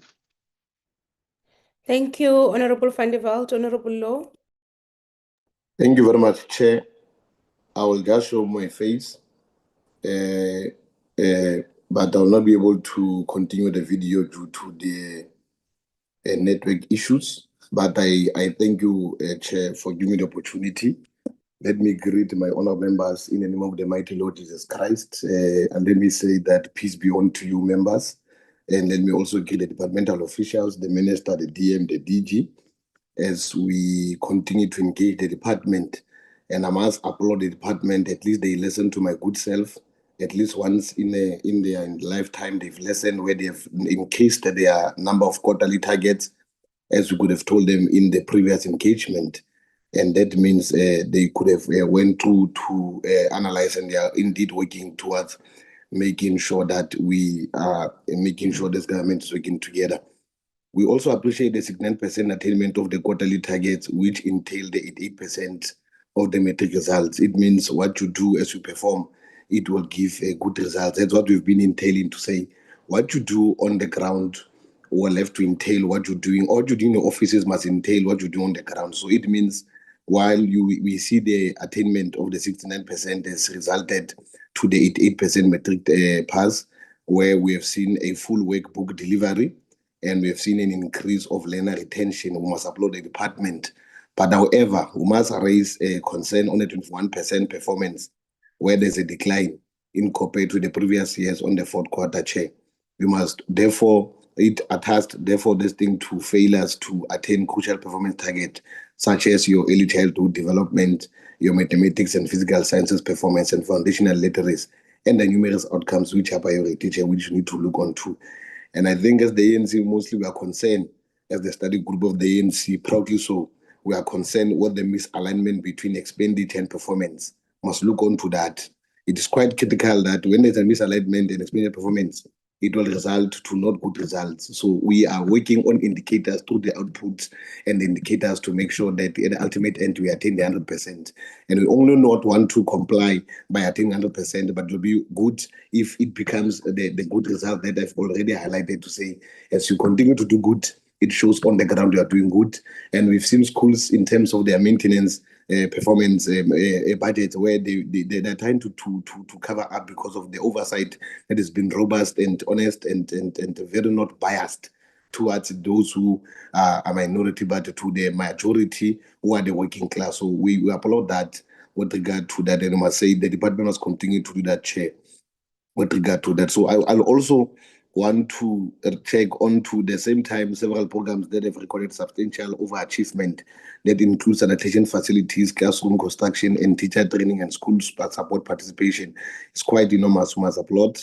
And the large deviation suggests that there are weaknesses in the target setting. Must look onto that as you look onto your target and planning and performance forecasting. It makes it difficult for us as Parliament to make our oversight in whether the targets are realistic or resources are being utilized optimally as we expect. So I would want to not waste time, but start with my question to say slide 20. We commend the work done in ensuring that the majority of learners obtain their national senior certificates in time. At least there are no backlogs, and they've been a proactive and a responsive department with regard to that. You've been doing good and keep on doing it. And we applaud the utilization also of that particular way. So my first question would be, can the department take us into confidence with detailed mechanism for a tracking system, if possible, the implementation timelines? And can the department also elaborate on what other contextual factors, apart from the reasons stated, inhibit learners from writing the exams? And then in slide 21, we welcome also the positive deviation of the 186, which ensures that disability is not a hindrance to education, but it is also part of our enhancement and making sure that we are one and we continue not to discriminate, but to work together and making sure that they feel like any other kids in or learners in the premises of the schools. We applaud you for that in slide 21. But nevertheless, how has the department ensured that the increased intake of learners with profound intellectual disability is completed by teacher availability in the classroom? Moreover, as the increase in learners with profound intellectual disability necessitated changes in teacher recruitment? If yes, what is the number of recruits due to the commendable work? We need to know. We also wish to go to slide 23, where given that the ECD is one of the government's priorities, which provinces have not submitted and what necessary steps have been taken to assist them? And you must tell us, does not submit. I don't know what you do as a department as DBE, but they also even prohibit your departmental officials not to enter your schools to verify and do the great work that the country is uploading. So I don't know what are you going to tell us here, because we've been living in Western Cape to have a free for all. They are just swimming around and they are just doing as they wish because they are calling each other ministers. So if people are calling each other ministers, well, we can never do anything, but we must be told how is the implementation of the e-care going to ensure that such administrative blunders don't happen again? Is it for this reason that we, as the ANC, we cautioned against some of the annual targets because it becomes difficult for us to track your work and also raise alarms on the potential of failures that should be attained in setting those targets? So we should also look, Chair, on slide 23, 24, where it is worth noting that the performance on ECD matters continues to illustrate misalignment of the government's ambitious and the actual implementation of targets. And it poses a risk. When it poses a risk that the actual implementation of targets, then it might be a situation where there are more supposedly beneficiaries who are not benefiting from the ECD program. So we need to look onto that particular risk, and we must look because of what part of the critical part, a component of the department is to look onto risk factors as you look onto your targets, and risk factors that we've identified is the beneficiaries who might not be benefiting, actual beneficiaries who should benefit in the ECD program. So it will mean that our desire for a land nation is trampled upon due to administrative shortcomings. So we must look onto that, and you should put an extraordinary effort into the program so that we are confident that you can pull through, so that we do not ramsack into the particular way. So slide 43 also Chair, in line with the incremental introduction of the African languages. Can the department share some light on the recruitment numbers of educators towards this program? They must be explicit about it. I could have listened to the responses on in Parliament. I was not quite content with them, so they must be explicit and they must give us a time frames as to what are they going to put into perspective. So this is so noticeable that the most of the work towards the target is often performed in quarter 2 and 3. Thus, quarter 4 concentrate on completing the few remaining tasks to meet the targets. Why shouldn't this trend be interpreted as the department setting soft targets? Are you setting the targets because you want to finish at quarter 4 must get here? We are raising this because we are mindful of the budgetary challenges that prevails. And in right to learn, Chair. Lastly, in the quarter 4, does it lead to over expenditure and result in an expenditure in the fourth quarter? That I've raised now. And the discrepancy on overachievement of targets, how does it affect the budget usage? Would want to know. And then in right to learn, I've got some few. What is the view of the campaign on the lessons that may be drawn from provinces such as the Western Cape, KwaZulu-Natal, which demonstrate comparatively stronger literacy outcomes so that they are institutionally national? And then the presentation indicates that only approximately 30% of learners in grade 1 and 3 are reading at a level, while 81% of grade 4 learners cannot read for meaning.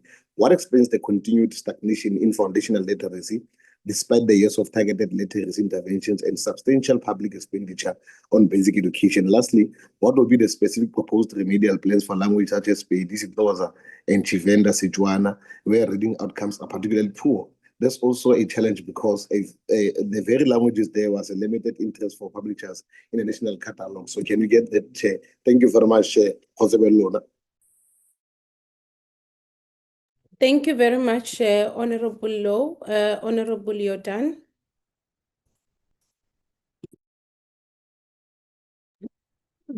Thank you very much, Chairperson, and once more, good morning to our colleagues on the Portfolio Committee, to the department and the stakeholders that are present in our meeting today.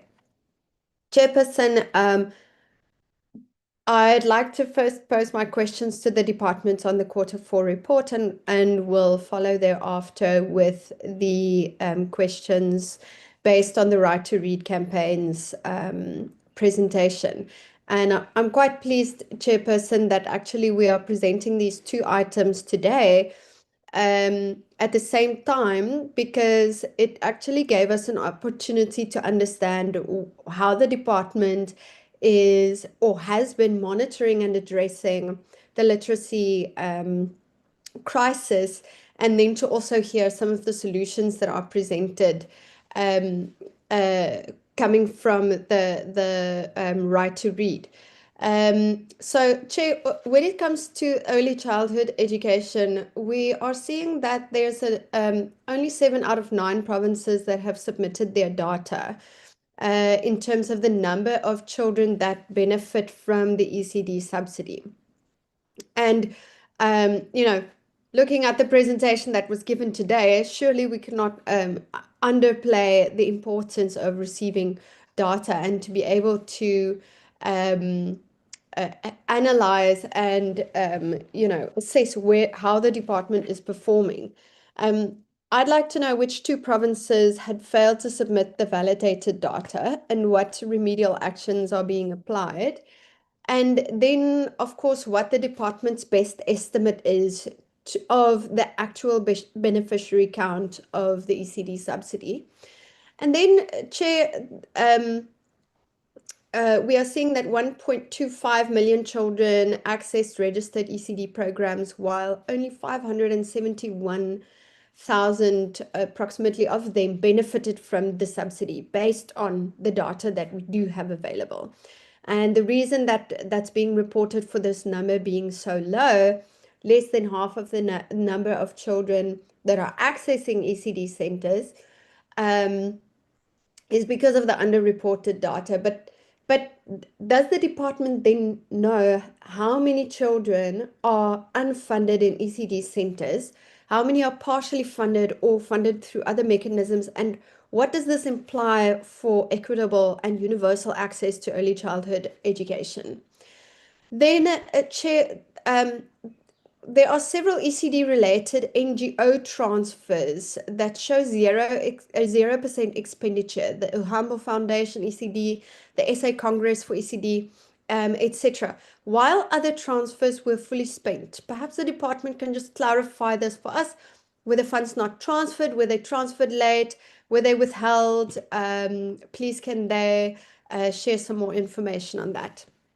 Then when it comes to reading, Chairperson, the number of schools monitored on the implementation of reading norms is presented by their department. And then also the number of underperforming schools monitored on the implementation of the early grade reading assessment. Now, provincial departments have officials that have reached to each and every school. There are circuit managers, there are district managers, there are a number of officials apart from teachers that reach schools. So what is the reasoning behind only 25 schools being monitored on the early grade reading assessment and the implementation of the school reading norms? Then the Early Learning National Assessment, the ELNA, sample size reported is 2,097 learners according to the report.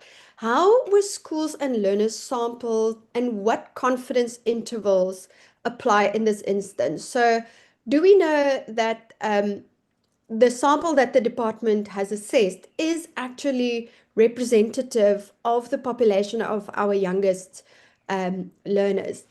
And then can the department send us a provincial and quintile breakdown of the 63 schools that are not using the SA SAMs for reporting? Then, Chair, and we've repeatedly heard this throughout the presentation of the department, it looks like targets that are underachieved in Q4 are justified by earlier overachievement in other quarters. For example, the EGRA monitoring, underperforming school monitoring, QMS school monitoring, HIV/AIDS program monitoring, and so on. So what controls are in place to ensure that quarterly oversight is not effectively converted into annual compliance reporting? So even though there is a quarterly performance target, that seems to now have become an annual target. So even though we overperforming in one quarter, is it not so that in another quarter the same target needs still to be applied? Perhaps the department can also just clarify that for us. Chair, when it comes to inclusive education, my question is quite similar to what Honourable van der Walt was asking. You know, Ms. Mosimege indicated that learners who do not have serious disabilities are placed in ordinary public schools. And this is attributed to the achievement of some targets in Q4. For the purpose of this meeting, then the insinuation is then that this decision is made to reach targets. But practically, can the department explain to us how these learners are not disadvantaged by the move from schools that cater for learners with special education needs to ordinary public schools? How are they supported to adapt to the changed educational environment?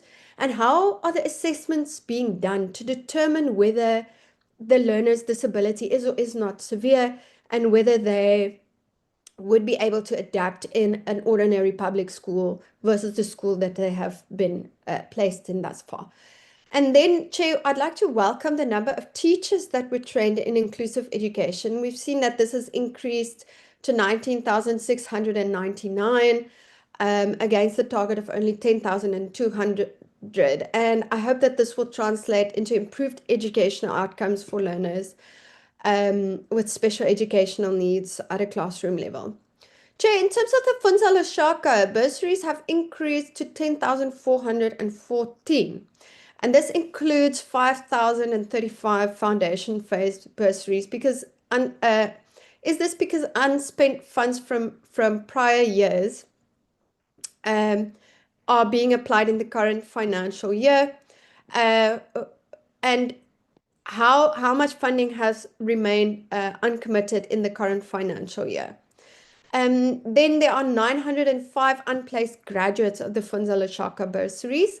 Can we be presented with which provinces are responsible for the underplacement and why?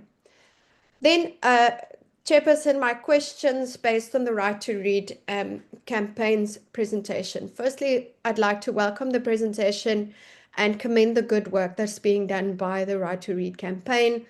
I think campaigns like this, stakeholders, various stakeholders in the educational sector and in the human rights sector actually taking hands and presenting targeted solutions to crises that we are facing in the education sector should really be commended. And the evidence presented today is deeply concerning, and particularly alarming is the finding that 15% of grade 3 learners cannot read a single word, despite having spent 3 years in school in their mother tongue.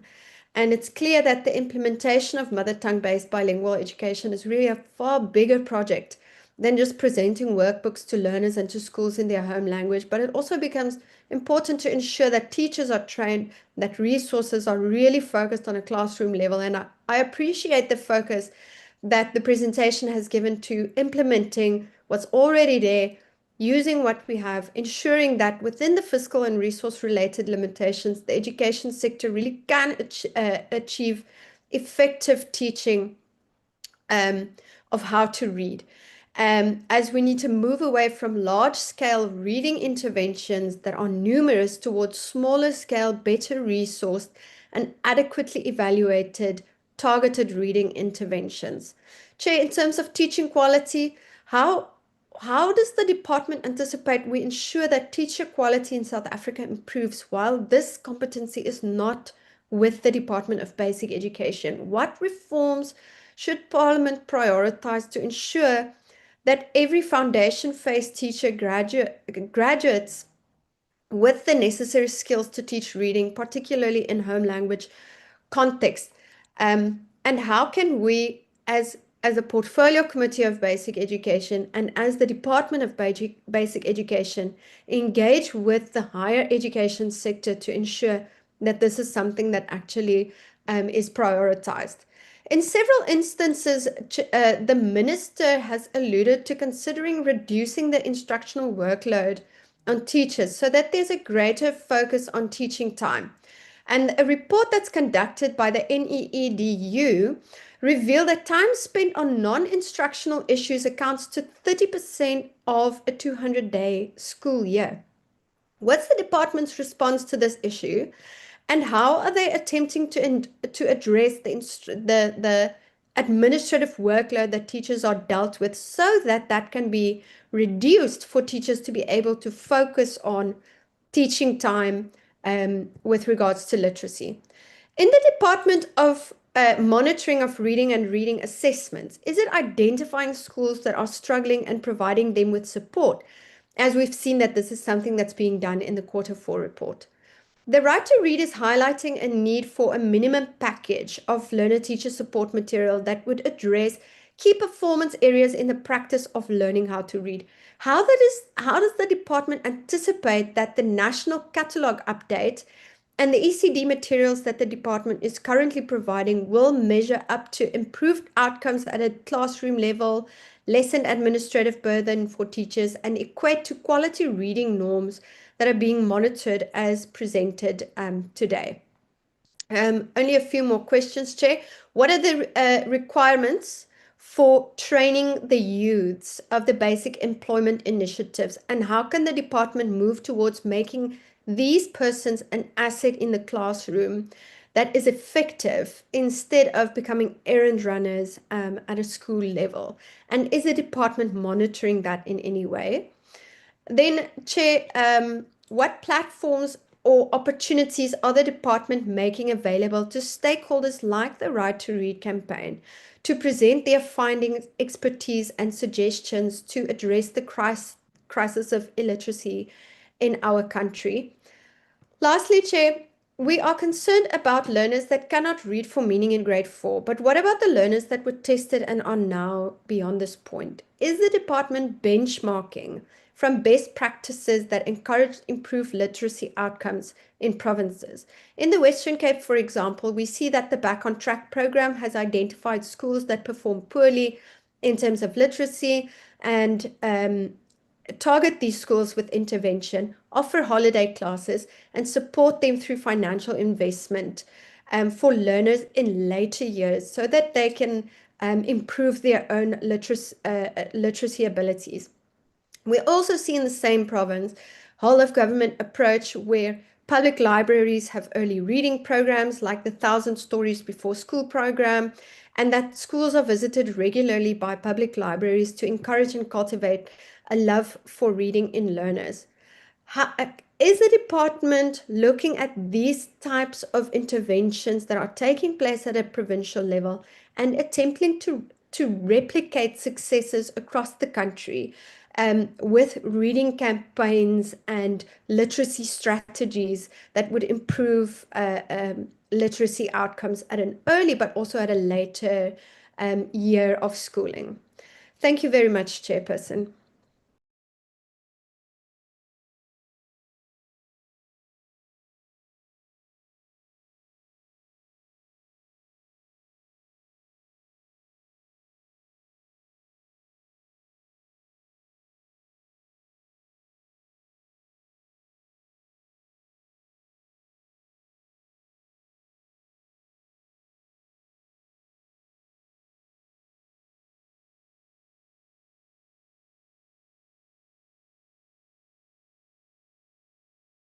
Conclusion of my questions, or No, perhaps my you've network been is not audible. giving me okay, thank you, Chair. You've been Thank audible, Honorable, you're done. I was just trying to plug in my laptop because my battery is dying.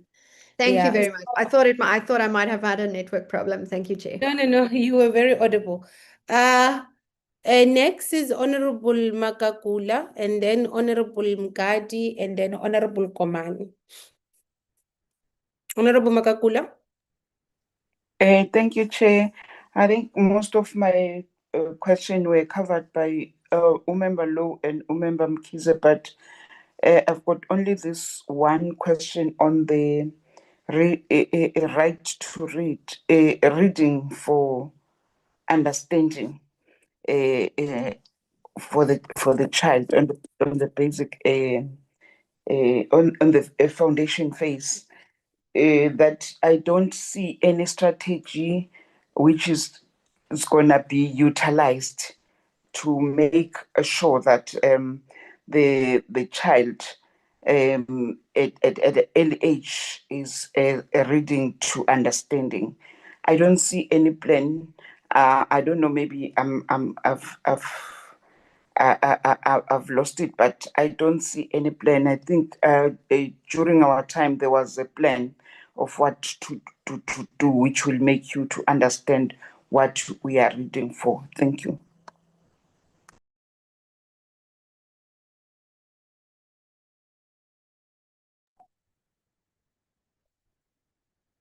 Honorable Mgadi. Thank you, Chairperson. Honorable Chairperson, honorable members of the Portfolio Committee, senior official from the Department of Basic Education, and all support staff. Good morning to you all. Chairperson, ngikuma plenary uma visual awu-2. Ama questions amanye ama members angikho sure ukuthi ngizowaphinda kodwa ke ningixolele kuleyo ndawo. I'd like to take this opportunity to thank you both presentation.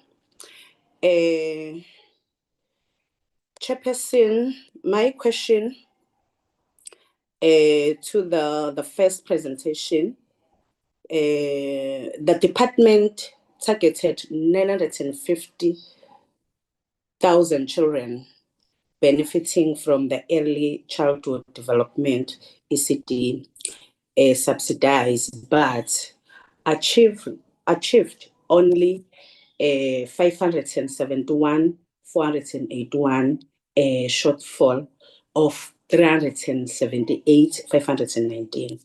Only 7 out of 9 provinces submitted that data. Department, what specific accountability measures will be taken against provincial officials who fail to submit that data? And how will the department ensure fully provincially compliance in the 2026 and 2027 financial year, given that the new e-care system was already being rolled? The second question, for organization, Uhambo Foundation, ECD, 2.309 million Childland South Africa, and 994,000 SA Congressive for ECD, and 905,000. And then the Tanzania, it's 101.83 million received budget allocation, but spent nothing in the 2025 to 2026 financial year. Department, why was this money not disbursed? Who is responsible for this failure?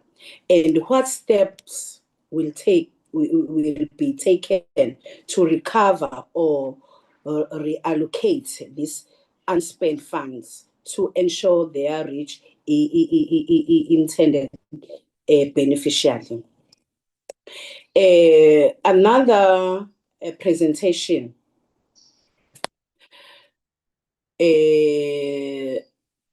The presentation from the Right to Read campaign on literacy. Chairperson, the presentation highlights already existing police dating back as far as 2007, such as Read and Lead and the national reading strategies. However, our literacy levels still remain poor. Department, how will be proposed regulation differ from the existing police? Furthermore, the presentation admits that even the proposed regulation or reforms mimic already existing Department of Education police and strategies. In the remaining challenges, not enforcement and the implement rather than police itself, and must be a focus, therefore, be on implementation strategies instead of policy measures. Another thing, the presentation shows that pure literacy is worse in quintile 1 schools and less common in quintile 5 schools. This suggests that poverty and other social conditions affect how well learners read. Department, as you develop the proposed regulations, will they specifically address the socio-economic causes of pure literacy? And how will they respond to the different challenges faced by learners in under-resourced schools? Chairperson, the presentation indicates that differences in the literacy outcome across provinces, with some provinces consistently performing better than others. DBE, will you identify the main factors that contribute to this difference? And we will propose regulation address provinces' specific challenges. The presentation indicates that shortcomings in Bachelor of the Education programs contribute to weak literacy outcome by producing graduates who are not adequately prepared to teach reading. DBE, in what way will your proposed regulation address the systemic challenges arising from practicing within higher education institutions, their curriculum and admission process? Thank you, Chairperson.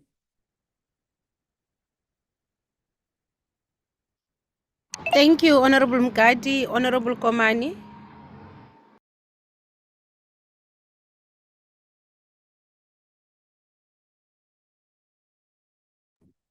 Ga ke le tamišeng ke be ke kgopela le kinelelo di atlametseng kudu ka ga e le gore re šila re tlhatlegile re fata thogametlhare ka mo ka nako e tee ya lemola re thebogetše ka mo ke thome ka go tamiša wene modulasetulo wa komiti ya rena e hlwahlwa eo e re felegetšago go ya go tokologo ya thuto ya bana ba rena ke tamiši ministera on his absentia ke tamiši le motlatši wa gagwe ke kwele gore re na le baeng ka go fapa-fapana ka mo le bao ba tlile go tlo re presentela ka moka ga lena ke re tameng bana ba kgoši ke be ke akaretše ke re assalamu alaikum warahmatulahida ala wa barakatu ga ke tšee sebaka se modulasetulo o nkadimme go sona ke leboge ba ba dirile go di-presentation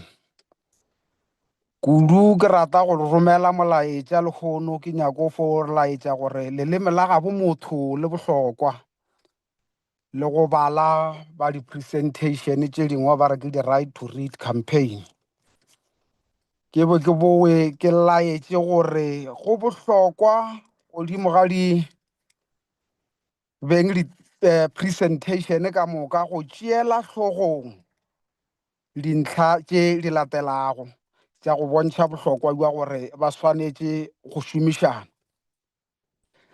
right to read campaign e dira mmereko wa yona kwa dikolong mola kwa dikolong e le lefapha la basic education jwalo ka go rialo re hloka go šoma mmogo ga bona re sa re gore ba tielane mootlo a seatleng ka gore re ka tla ra hloka di-reporte o tlile go hwetša ba lahlile legare phokeng ke mokana batengwa ya ka lekomane ke rata go lemoša gore re leboga kudu godimo ga dipalopalo tše di laetšago gore 2025 matric ebile le di-percentana tša godimo e fela ke na le tlhologelo modulasetulo ya gore percente tše department di balago tša gore ba kgonne go fitlhelela di-percente tše di itseng a na e ka ba nnete ba bala le sekolo se sengwe sa kwa sekhukhune mola makhuduthamaga ba re ke Thakgodi high school why ke botšiša ka tsela e ke botšiša ka tsela e ka gore since from 2024 sekolo sa Thakgodi high se sa le sa ba le dikgogakgogano le badudi batswadi bommago bana mo e lego gore ile sa thekgwetša se sena principal from 2024 sa roropa sa wela ka kwa se sena principal sa tsena ngwagong wa muso wa 2025 sa thekgwetša se sena principal gomme sa šoma ka tsela ya maemo a godimo e laeditše gore ba kgonne go hwetša 92.4 go sene e hlogo wa sekolo jalo a ke laetse gore hlogo wa sekolo ye re bolelago ka yona ke motho e lego gore department e mo patela kgwedi ka kgwedi gomme ga e le lenao lona le lankgokgo ga a lebeke wa sekolong le ga a ka lebeya o lebeya a feta ke rata go tšea šedi ya gago wene motlatša ministera le team ya gago ya basic education ke duma nka ba re teache o gona o theeditše le bo Mr. Mahata but I just hope gore go jang gore re tla re kgone o tla re fihlelela tše dingwe tša tše ile go gore di tlo ba bohlokwa mo godimo ga tshepedišo tša rena ka gore go thika mapokisi ka mo o ka re e šetša e le fashion ga ke laetse gore ge o ka tšea leeto wa ya mola sekolong sa Thakgodi ke masetlapelo ke malapalapaneng mo e lego gore o ja ke hlong ga o tlile kwa gore go na le barutiši ba e lego gore department ga e ba tsebe ba patela ke community at this time of a year 2026 le re tlišetša mekgwa le ditshepedišo tša 1980 diministera tša rena le a re nyamiša ka kudu-kudu setereka gobane mehle ga re bolela re le bolela ka dikolo tše e lego gore you are not introduced to them le tšea o ka re a le hlapaola goba re a le gegeya or re le bolela tše se go tšona. Ke sekolo se kgone go tšea 2 years se sena principal gomme go sena intervention, a na le re iša kae? Ge sekolo se kgona gore se be le barutiši ba ile go gore department ga e ba tsebe ebile ga e ba patela ke setšhaba, a na le re iša kae? Well, re be re duma le re arabeng le be le re feng mohlala wa gore le re iša kae. Ke nyako tseba mo re yago le rena le bana ba rena ka gore gona jwale sekolo sela mola ga o re o lebeletše o tipotšiša gore tšwele pele ye e tlo go tla e ba gona e tlilo ba ya mohuta mang. Gona department o dirileng ge seemo se le ka tsela ele o tlogela setšhaba se lwa le principala ka gare ga gerata ya gago as a department go mohlwa ka go ba le intervention. Ena e re ke felesedi DBE National, you are alone on this thing. From second district, Limpopo province here is west. It's not taking even the committee of the parliament serious. Chairperson Limpopo department is useless. I name hula. Dilo tše di riagago kwa go Limpopo ke tše dingwe tša tše e le gore lena le portfolio committee le tlogile mo la la ria oversights. Di-oversights tše le dirilego le ne le thiga di-boxer be le thala makgwa ya gona se le se ba se šalago morago wa e ke rialo ke tswa go sekolo sa Thagodi ke kena go Mahlakodiši. Mahlakodiši ke sekolo sa tše dingwe or se amegile go tše dingwe tše e lego gore on your oversight I think on West Second. It was part of your visit. But the second manager is crying. She said there is nothing happening. You just come there to disturb them, to walk around their premises. And then when you go out forever. Nothing is following up. Nothing is happening. Everything is just as it was. The worst part of Mahlakodiše Senior Secondary School. Ke le rometse video ka mo go gopela le agent deputy minister la ga ile re le yena o šetša tše re le manoga la go swana le Ntate Ntlebe a ka ra ba re tše serious. Ke le rometse video ka mo sekolong sa Mahlakodiše go na le laboratory e la go na le di-chemical tše di le go mola is more than 34 years. Mmušo o bušago so a tšwa le re beile di-chemical tša apartheid ka mola. And I'm asking myself, who is of you who still can recognize or understand that chemicals better? Or are they still functional? Can they work again? When was their expiry date?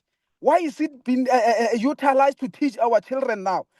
Why can't they just be renewed, bring the other thing? The principals have been calling out with the Department of Education in Limpopo to come and take that nonsense there to put them somewhere because it's now dangerous for our children. Nothing has happened. It is more than 34 years. Just imagine some of you were still at school or at university, but now you still hope our children must utilize that. Ga ke tsene re sa le mola go na go le sekolo tsoko se se ba re ke Mahlare Secondary School. Department of Education, you are undermining us as blacks. You are not taking our children serious. How can you subject our children to mobile class and take your office, a second office, into the our children's classroom to run their daily activities? We want explanation. Why is a second utilizing our classrooms while our children are subjected to mobile classrooms? Our children, we are from shacks at their homes. Now you subject them to shacks again at school, and you are covering the elder people. Eh? Come to the board. We want you to understand the thing education, and we want you the right to read campaign to take this to serious consideration. How can our children be able to read and write or have a right to read while they are not in they're in a bad condition, being kept in makokoko, while their parents they are in their buildings. The building that have been specified for the children is not now occupying the elders. Shame. Shame, shame, shame to you, DBE of South Africa. Ga ke feta ke tsene go se se tlo go tla go se kgwatha wena modulasetulo. Gore how could people expect our children to read or understand, read to understand, while they are subjected to corporal punishment? I'm aware that, Chairperson, you are the former learner of Malekana Primary School. There where we experienced a corporal punishment for a teacher who is repeatedly on that manner, that she's doing it as she wish. There is a child who has been slapped by the pipe on the head, spent 2 days in hospital. And the principal is trying to hide that thing. Then so we want to take it to your consideration, Chairperson, that school is securing your future. If that school is going to, tomorrow is going to raise to the point that a child died in where you have been schooling, what will it be your reputation or your tenure? I'm leaving this in the hands of the chairperson, that he look into it to see to it that which one of the DB official will go there. And please don't send Mr. Ntlebe. Mr. Ntlebe is pushing his personal vendetta when we send him to schools. There is better officials that we can send rather than Mr. Ntlebe, because he is part of the useless side of the basic education.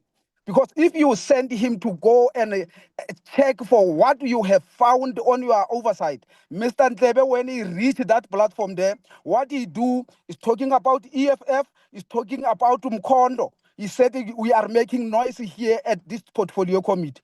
And we want at least, Chairperson, for the next meeting, you equipped us with PBE, personal equipment, protective units for Mr. Ntlebe, so that, especially for the ears, so that he can hear us. Because it's rovering around telling school principals that we make noise here.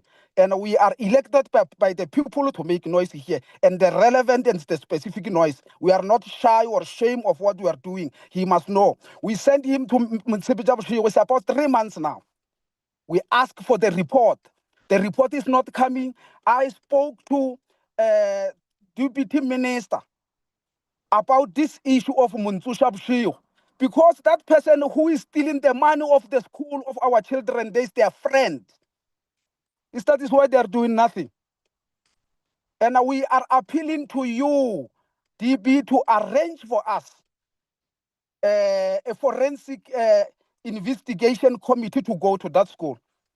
Even Auditor General must be involved. He must send his team or her team to that school to go and find out. It is very shame to found to it now. On the 22nd, the school, STB, is going to court for the second time because they were subjected to, what do we call that thing of protection orders. The chief himself, he has been given protection order. The donors, they were given protection orders by the principal. What is it that the principal don't want to the community to see in her school, so that she can provide apply protection orders to STP and the community as large? What is it? Can we tell us what is it you call it? If maybe there is a new name that we can call that, please tell us so that we can know, and we can know where are we facing with our children. And then the other thing, the right to read campaign presenting team, we appreciate your standard of bringing this thing to at least regulate reading in our schools. And please, you are going to make a big value on what you planned for and apply it. Please don't be stereotyped. Just look broad, because if you are not going to look broad, your campaign is going to be nullified.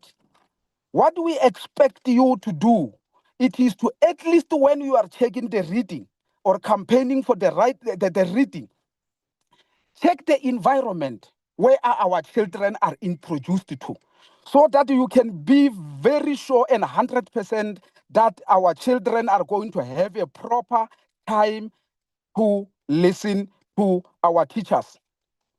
Then the other thing to DBE, which is last, we are asking the department to take our teachers serious. You are introducing our teachers to hazards. You don't take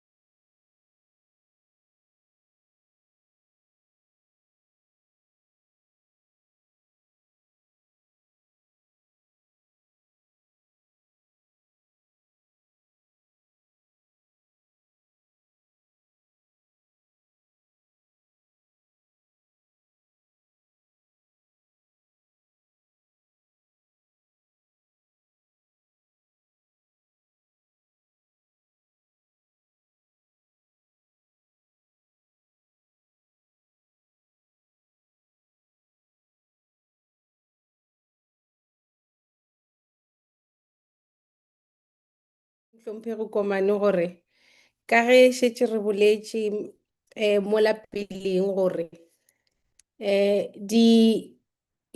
tše dingwe tše re di hwetšang ge re di direla oversight ya rena re ke direla our own personal or individual oversight mo dikolong. Ntate Komane re ska emela letšatši la komiti re di emiše re di bolediše gore di kgone go attendiwa e sa le ka potlako.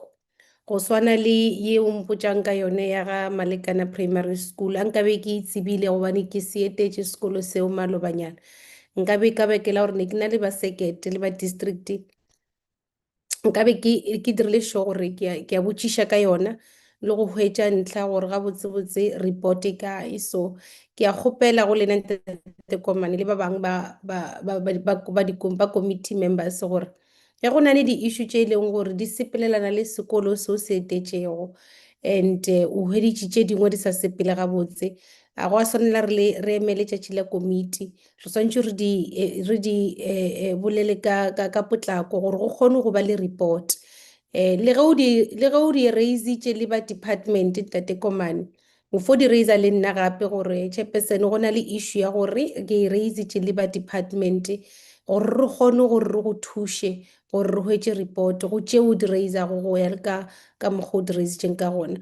Ba bang ba maloko a committee, they do that after every week after they do their constituency work. They do say to us, these are the issues that we found in different schools, and we do make follow-ups. We make follow-ups, we ensure that the department responds on those issues. So I'm pleading that the Komane gore so that ga re tlile mo committee re kgone go focusa go item ya letšatši, re kgone ke phanako ya go dila le item ya letšatši, o se ka khumana ka moka ga rena re bolela ka tšeo re di hweditšego ga re etela dikolo gobane tšeo re swantše re di raise immediately ga re di hwetša gore go kgone go ba le intervention ya ka pejana. Mara re a leboga, ke hopa gore department le DM ba tšere di-notes go tšeo e leng gore o di raisitše ba tla kgona gore fa report on those issues. Did I leave anyone out, honorable members? Unfortunately, there is no interpretation services, and I really feel for those who were not who could not hear Honorable Komane. I didn't want to take that role of interpreting lest I do a bad work of it. But in a nutshell, I do hope that DM and the department, because majority of the interventions were about specific schools and specific issues in specific schools that Honorable Komani has visited. I hope you have taken notes of that and you will be able to give a report on your visit or on your intervention on those issues that Honorable Komani has raised. I hope there is no one that I left out, honorable members.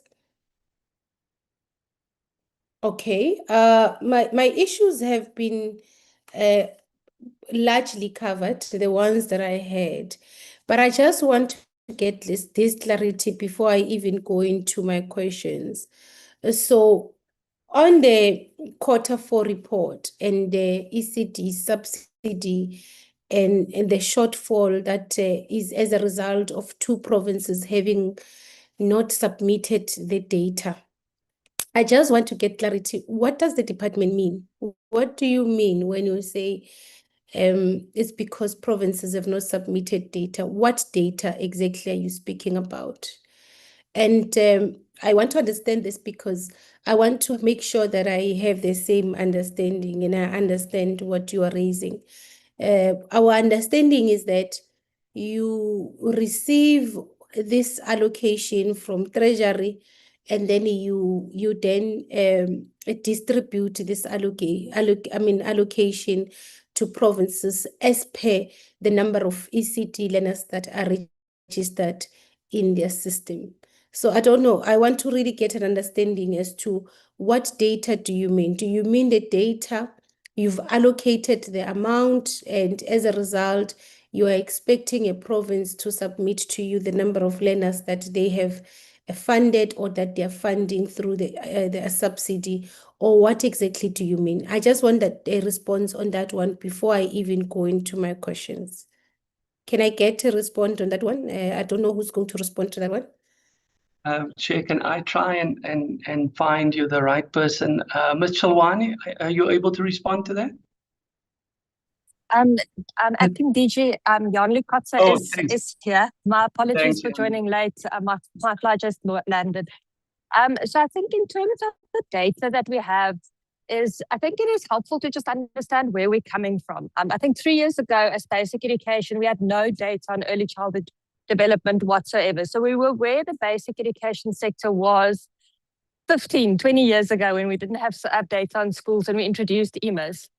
Since then, we have introduced the e-care system and we've done a remarkable job in at least getting data on all ECD programs and then the number of children enrolled in each ECD program. The data that we are busy collecting, but that is obviously taking quite a significant effort, is child lists. So while we are at 92% of ECD programs that are now in our data sets, we know where they are, we've got their contact details, and we know how many children they have. The next phase is now to have the actual list of data. And that is, given, I think, all honourable members have been visiting ECD programs and understand the informality in the ECD sector. So getting child lists is quite a significant lift. We have been working with ECD programs to get all of that information. But there's 2 things tripping us up, or 2 challenges that we have to overcome. The first one is that ECD programs aren't legally mandated to give us child information. The current Children's Act doesn't mandate ECD programs to do that. So if an ECD program doesn't receive a government subsidy, they have no legal mandate to provide us with that information. And we find, especially ECD programs in welfare areas that don't receive government support, do have some resistance towards that because they say there's no legal mandate for them. But the second one is a pragmatic challenge of just finding in these informalities in a paper-based system, uploading those records, getting child information, it's just an incredible lift. So we're working on it. This was our first year of trying to put in place much stronger systems. We're learning from this process. And the intention is through this 2025-26 year and moving into the 2026-7 year, is to really continue strengthening this so that we can get to where the basic education system is with Lurit. But I want to remind us that it took us 15 years as basic education to get that for schools. So in the first year of doing that for ECD, I think we're learning lessons. Thank you, Chairperson. Yeah, I'm still not quite clarified. Your target says, or your plan. So this is your plan as a department. You said to us in the beginning of the year, your plan is to ensure that 950,000 or 900,000 ECD learners receive or are helped through the ECD subsidy, right? That is how you've actually framed your target or your plan. Is that correct? Mr. Thank you, Whittle, Chair. is that correct? I want us to go specifically to that item because that's what you planned in the beginning of the year. Actually, Chief, I can come in. Yeah, go ahead. Thank you, Chairperson. Yes. So, Honourable Chairperson, that target of 950,000 was based on a baseline of 850,000. And the baseline was based on paper-based records that we've been receiving for provinces. So as we've been digitizing all our information over the last year, we realized that our baseline wasn't correct. By digitizing records and now having a much accurate system, we realized that we're just inefficiencies in reporting from provinces previously. And I think that happens with any digitization process. So the baseline wasn't necessarily correct that we based our target on.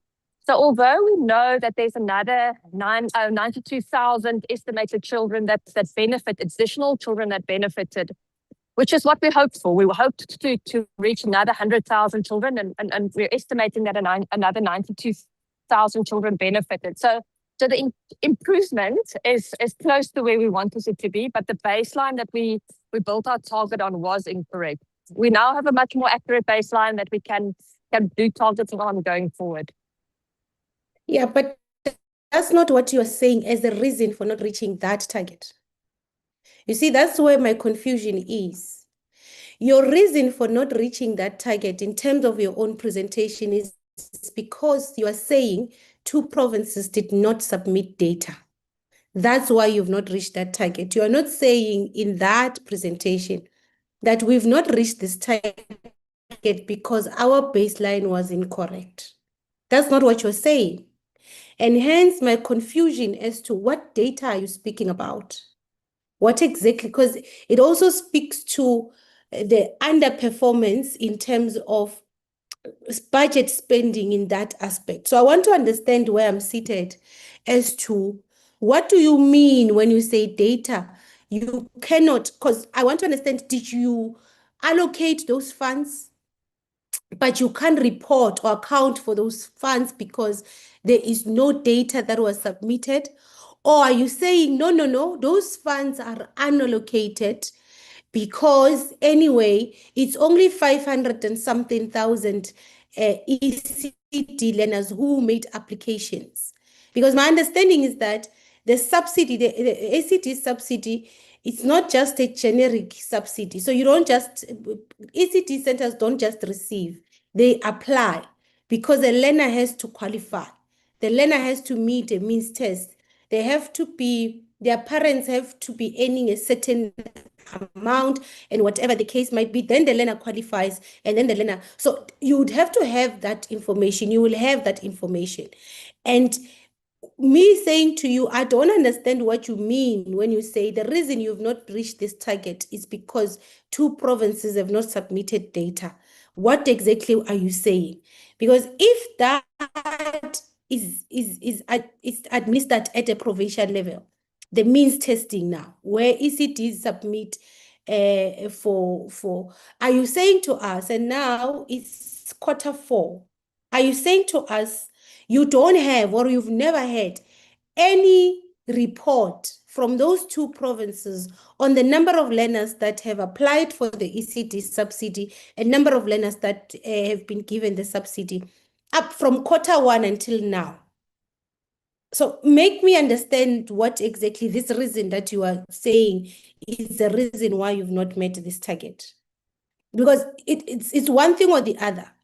If you are saying it's because from Q1 until Q4, you've never received any information regarding an allocation you've made, which is ECD subsidy allocation to a province, then I have a serious problem because we're in Q4. So at least you should be saying, no, we've allocated for 500 and something, and the remaining amount is with us because there were no applications in this specific province or that specific province. Or you should be saying that we've not reached this target because our baseline was incorrect, like you've just said. But you really need to make me understand. I don't know if I'm the only one who don't understand, but I don't understand it, and I want to understand it before I go to my second question. So, Mr. Whittle, I don't know who's going to explain this thing so that we understand it. It'll have to be Yaneli again. Yaneli, please. Thank you, Dr. Whittle. My apologies. I realized I came in at the tail end and I misunderstood the question. But thank you, Honourable Chairperson. I do understand better what you're asking. Chairperson, the difference come in with the level at which we're reporting at. Historically, over the last 3 years, we've been reporting our number of children being subsidized at a ECD program level. So we'll know for at each ECD program how many children are being subsidized. And that is what provinces have submitted to us. We get that through our conditional grant quarterly reports. We know through those quarterly reports that we submit to National Treasury each quarter, and that's signed off by OCDs as well, what number of children are being subsidized either through the conditional grant or through the equitable share. But it was always at an aggregated level. This is the first year that we said we want to actually move to the next level. We want to improve accountability. We want to improve transparency. We want the underlying child lists so that we see which children are the children benefiting. And that is where it became tricky, because now provinces don't only submit at an aggregate level, at the ECD program level, how many children, they have to submit the actual list of children. So for instance, in Gauteng and in Free State, they submitted lists that were scanned. So it's not in an Excel spreadsheet, but it's a PDF because it's handwritten lists, and these were scanned in. And the auditors said that this lists are unverifiable because it's not in Excel and it's not possible to calculate these numbers, but because it's in PDFs and it's handwritten lists, it's unverifiable. So they weren't regarded as evidence. So that is why I think it seems like we're underreporting.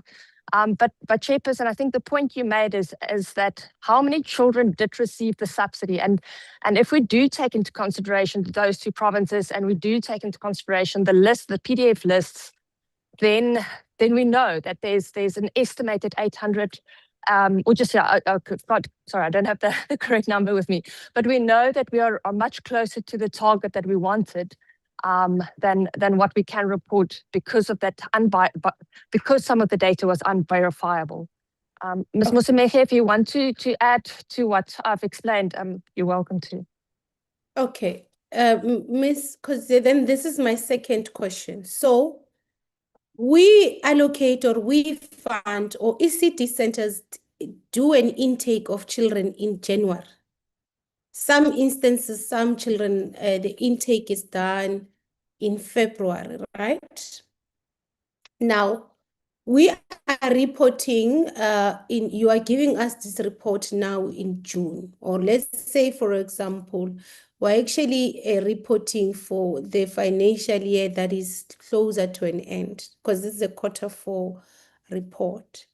And my question is, at this time, why is it that you can't account for the number of learners that you have funded through the ECD subsidy? Because my understanding is that by March, let's say by Feb, provinces will have the lists, even if it's your PDF list or handwritten list from ECD centers, saying, I am ECD Center Joy, and I have 20 learners that require or that qualify. And that is in January.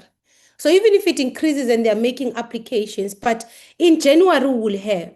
So the department, if you're saying you get quarterly updates of this. By March, you would have known that the method or the manner in which this data is recorded is incorrect, or it can't be utilized. So coming to us now in June, you would have dealt with that aspect. And I want you to understand where we are coming, where I'm going with this, is that if this is the case, you are saying to us as a portfolio committee that you can account for the allocations that you allocate to provinces to subsidize ECD learners, because it's a subsidy to an ECD learner. It's 22 rand now, I'm told, per learner per day. And as a portfolio committee, our responsibility is to ensure that you can actually account for each and every 22 rand that has been spent on a child. And if you say to us, no, we can only report for 500 and something, what do you mean? Because it's a Q4. So if there was an issue with how the information is captured, it's something that you would have picked up some time ago and corrected. I don't know if you get where I'm going. So that's why for me it was a real confusion, because I see the issues of consequence management, but you must make us understand exactly what do you mean that you've not reached the target because people have not submitted data. Because that can be a reason why you don't meet a target. Unless if you are saying, no, we actually, our numbers are high. It's just that the data we have, we still need to clean it up. Unless if you say that, but you can't say it's because people have not submitted data in Q4. So from when we started funding until now, we don't know which children we're funding or where we're funding these children. We can't account for that. I don't know if you understand. Mr. Kuno, I don't know if you want to respond on this one. Yes, Chair, maybe before Mr. Kuno comes in, I think that last part of what you were saying is what pertains to this particular matter, that they obviously have to work with those provinces to ensure that the lack of reporting, the lack of robustness of those reports that were submitted, that those are fixed so that they can have an accurate measure of the number of children that actually benefited from it. Mr. Kuno, I'm not sure if you want to come in, or Janeli first and then Mr. Kuno. Janeli, go ahead.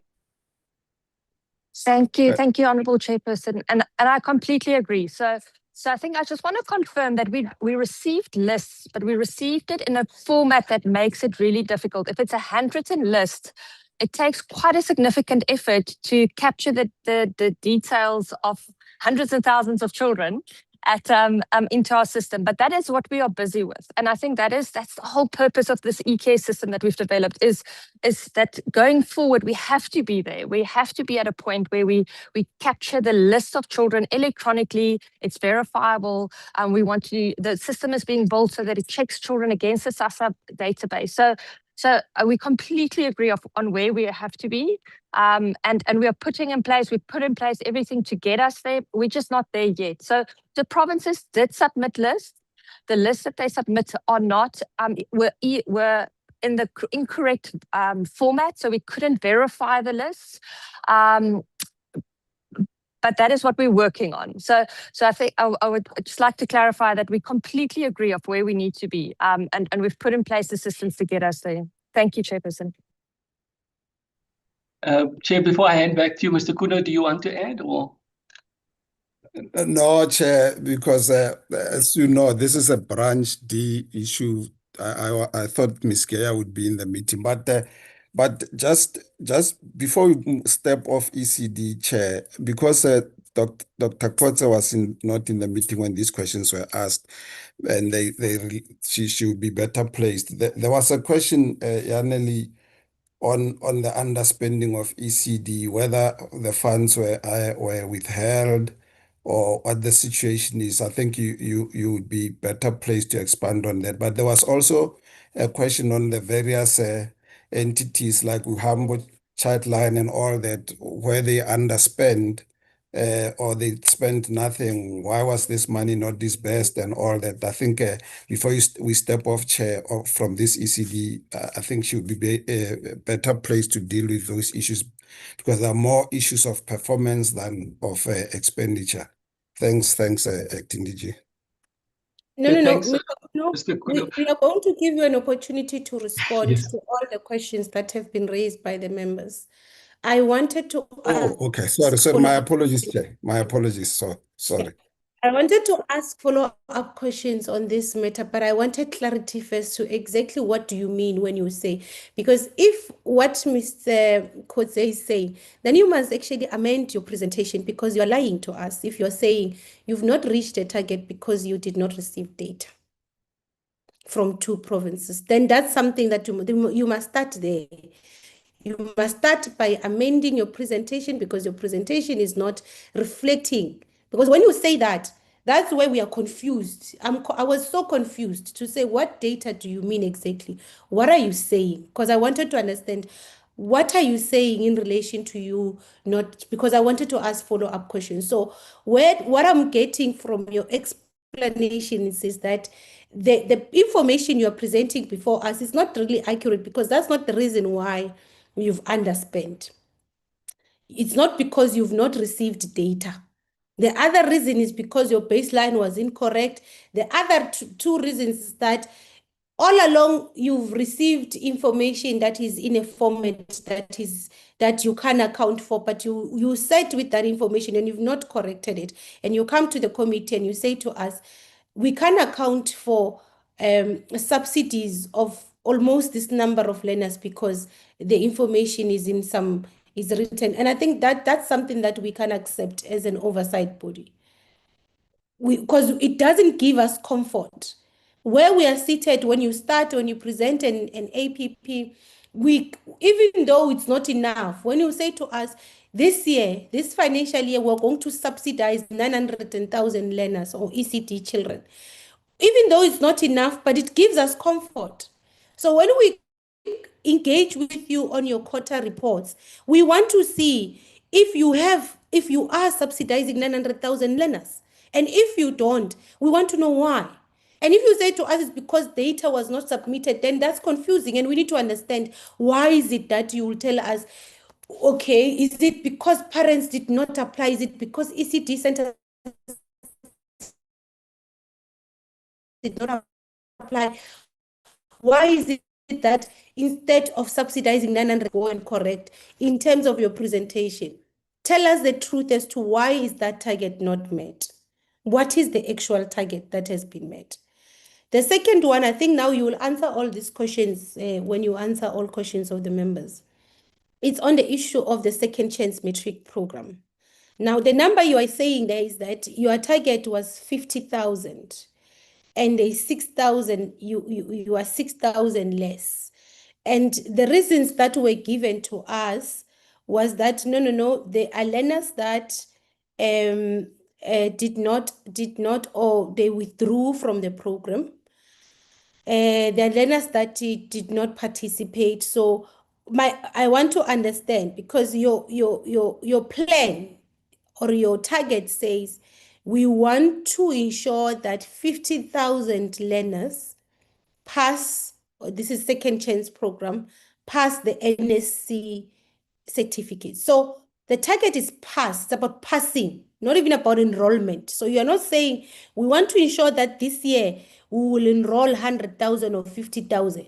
Because if your target was about enrollment, that we want to ensure that we want to enroll 50,000 learners, then your reason for that deviation will make sense. That no, we wanted to enroll 50,000, but we did not enroll 50,000. We enrolled actually 44,000.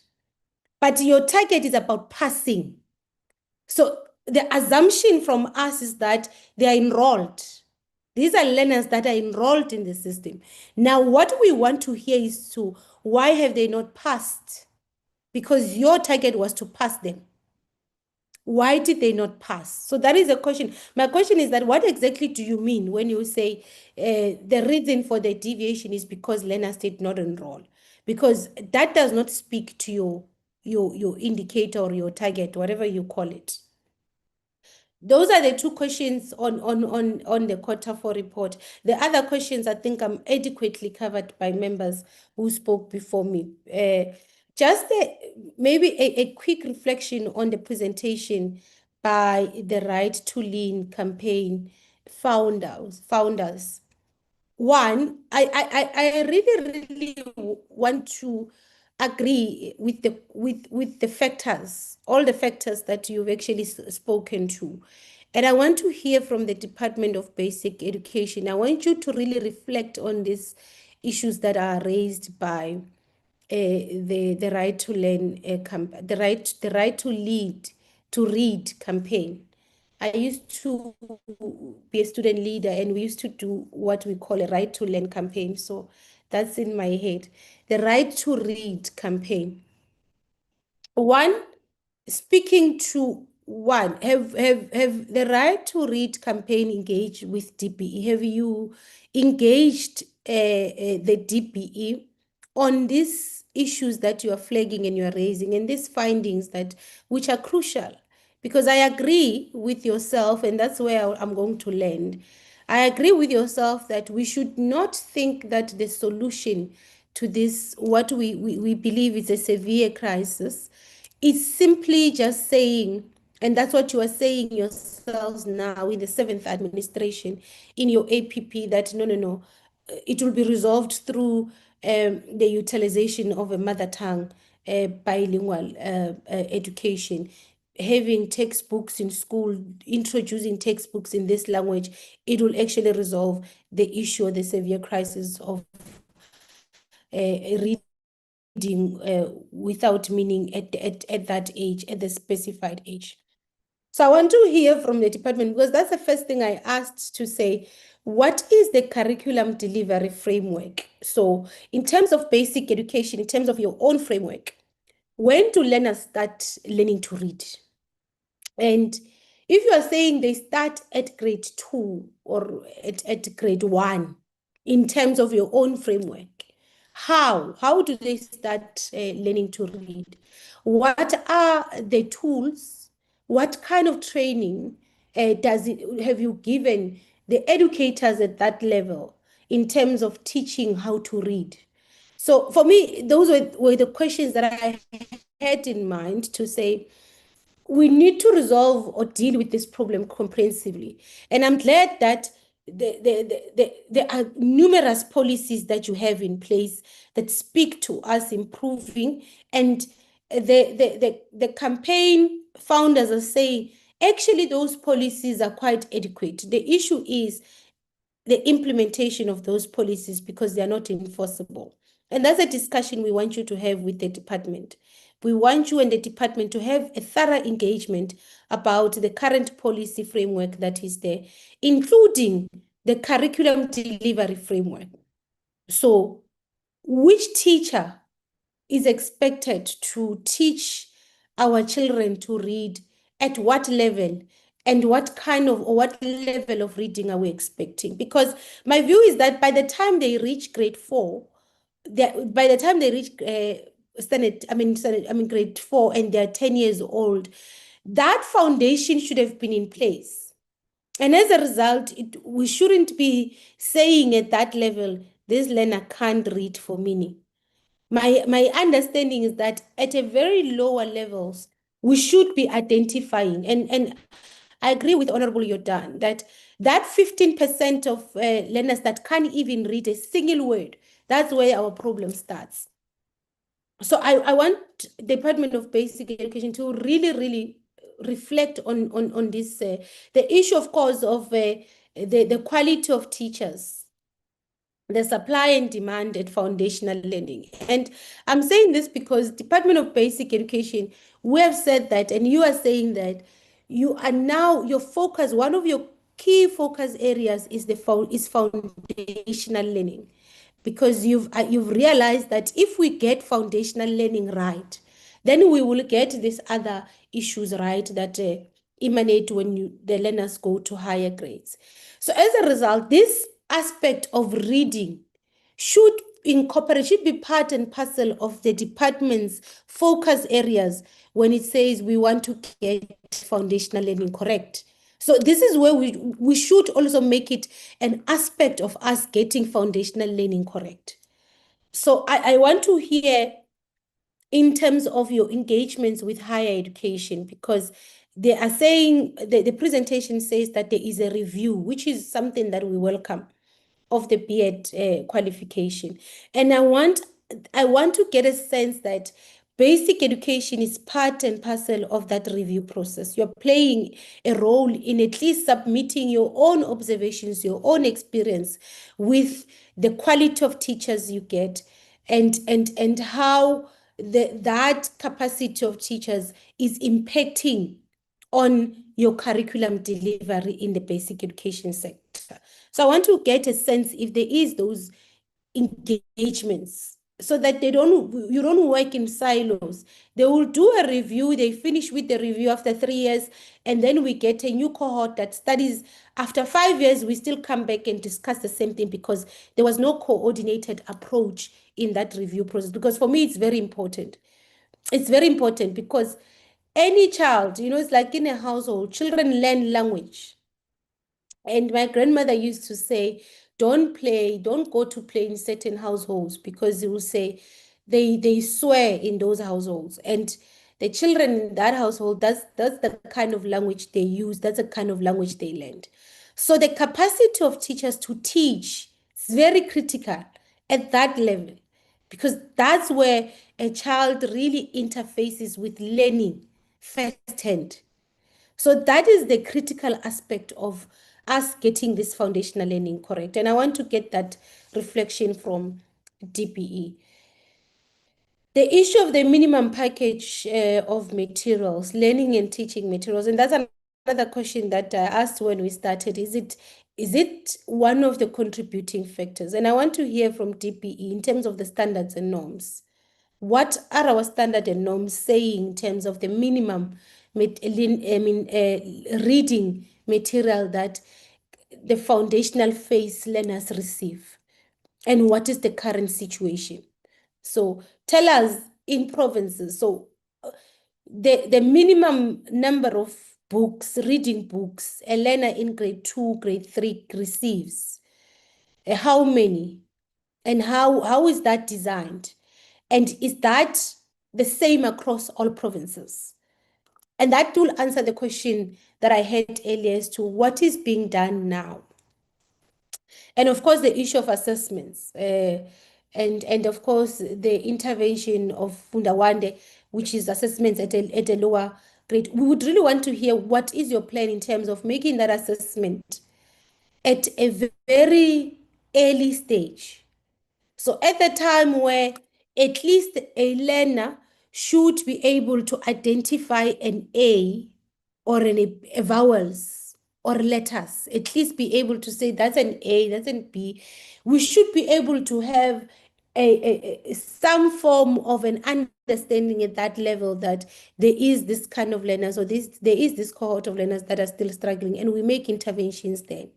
And I want to hear, so what are the responses of the department in that aspect? The issue of policies that are not binding, like I said, I really would want the department and the founders of the campaign to really commit to us that you're going to have an engagement on this discussion. Where we are seated, what we want is to get a sense that as a country, as a sector, all of us, all the stakeholders, we're actually moving towards getting this crisis right. So all these other factors, the socioeconomic factors, I fully agree that they really critically have an impact on this severe challenge that we're having, because indeed it's true. In your quintile 1 to quintile 3 schools, the classes are big. So the learner-teacher ratio is higher.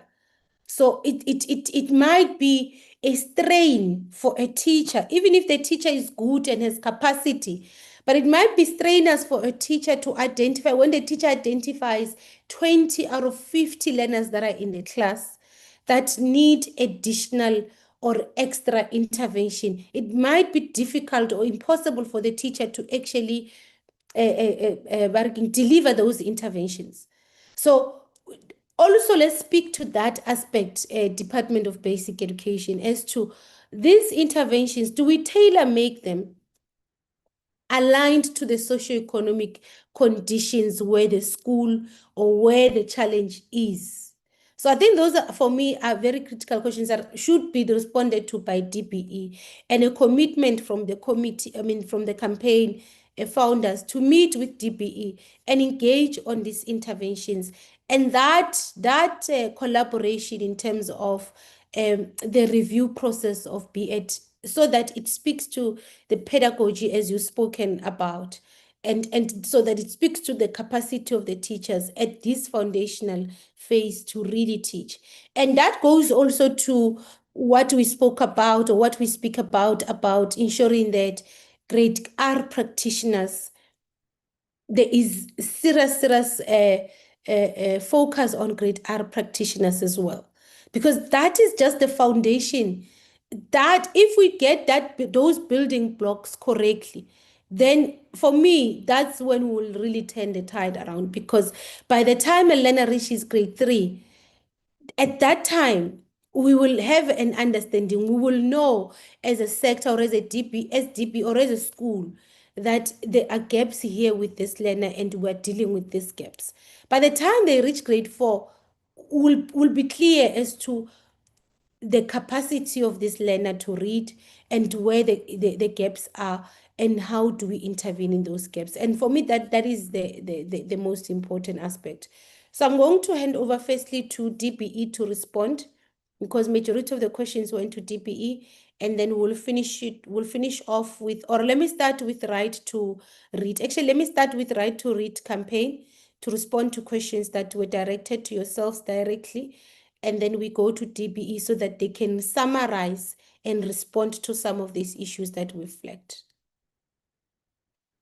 Right to read campaign, I don't know who is going to respond on your behalf. Thank you so much, Honorable Chairperson. I'll give the first couple of questions a go, and then Cameron, you can come in. On the first question about how do we explain the performance in KZN in the foundation phase versus in matric, the first thing, just to clarify in case I wasn't clear, what I was saying is that KZN performs really well in funds, as in they're the second top performing province at a grade 3 level.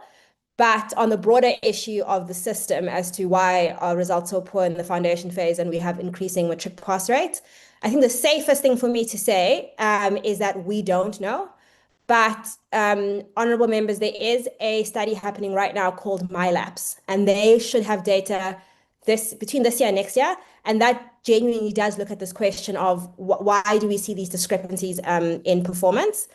The one thing I would only add there is that I think we all know that there's a very big focus on the matric results, and there's large matric camps that go on through the whole year. And many provinces do this from around like grade 10 to get these learners focused, prepared, really drill in what the type of questions, the kind of answers that they should be expecting. So it's a combination of systemic factors plus the fact that we do have this large focus and interest in the matric results, which we don't have at the foundational level or basically any years before that.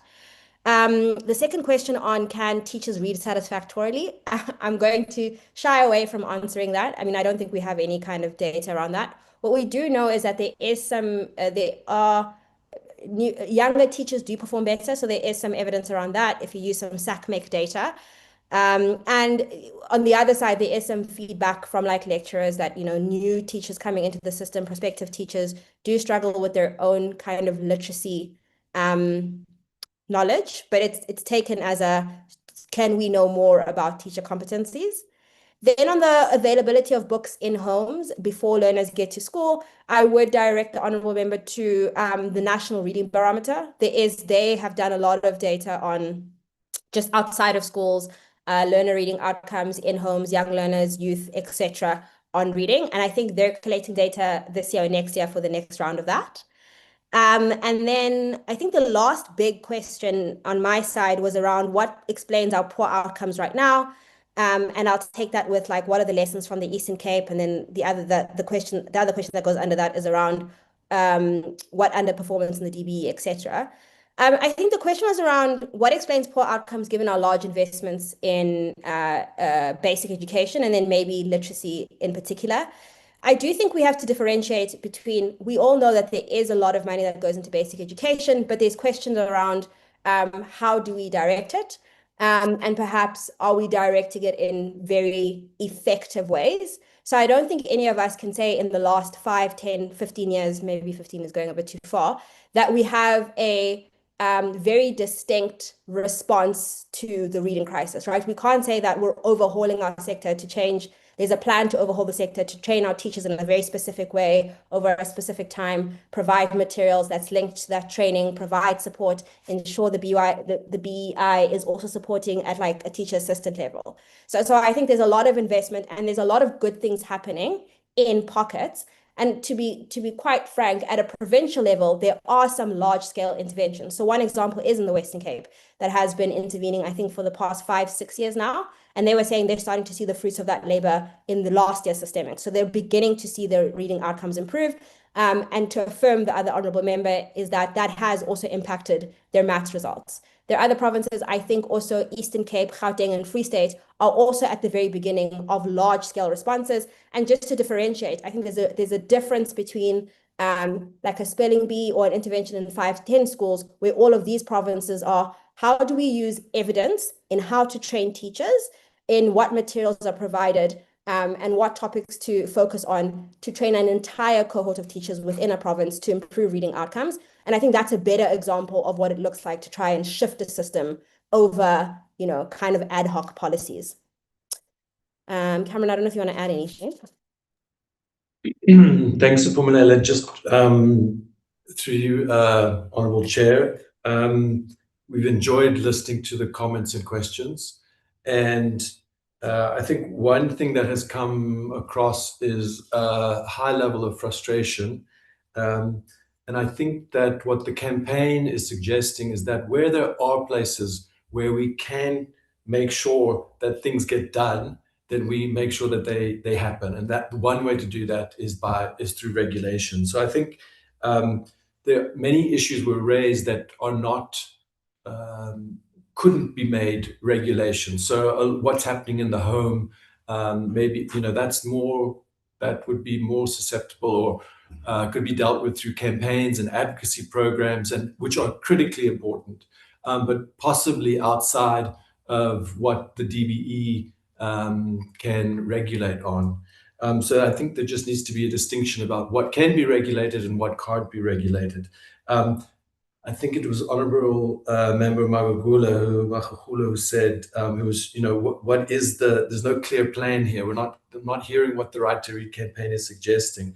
And we're not suggesting that there is an easy solution or that there is a silver bullet. But we do believe that, as most have picked up, that the solutions are there. They just need to be implemented. I think on the Chair, your suggestions that the Right to Read and the DBE engage, we are very keen and open and willing to do that. We would love to. We've had a very brief engagement, maybe 6 weeks ago, 2 months ago, where we did generally present our position. There wasn't really a formal response to what we said, but we were directed to engage with the National Education and Teaching Council, which we have done.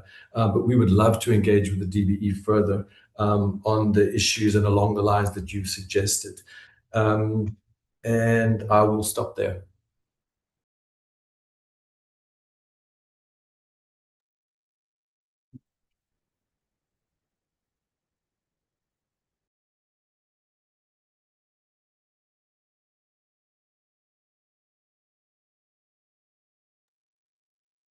Okay, Department of Basic Education. Thank you very much, Chairperson and honourable members. Chair, maybe what we should do is to get into our responses that are related to the right to read. And I'm going to invite the experts in these areas. So just to kind of give people a sense of how we might respond is to ask Dr. Mthembu perhaps to kick us off.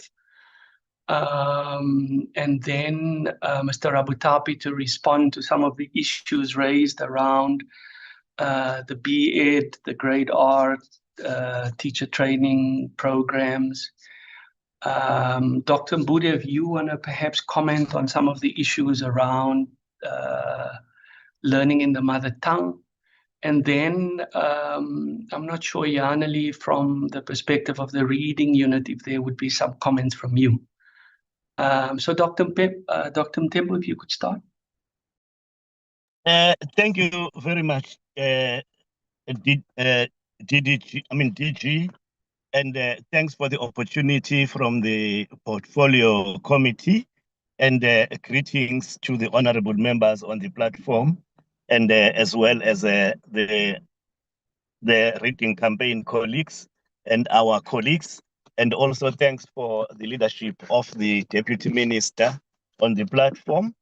I will request on the side of reading and related curriculum issues, I'll request Modiba to kickstart the responses before we give over to Rapporteur.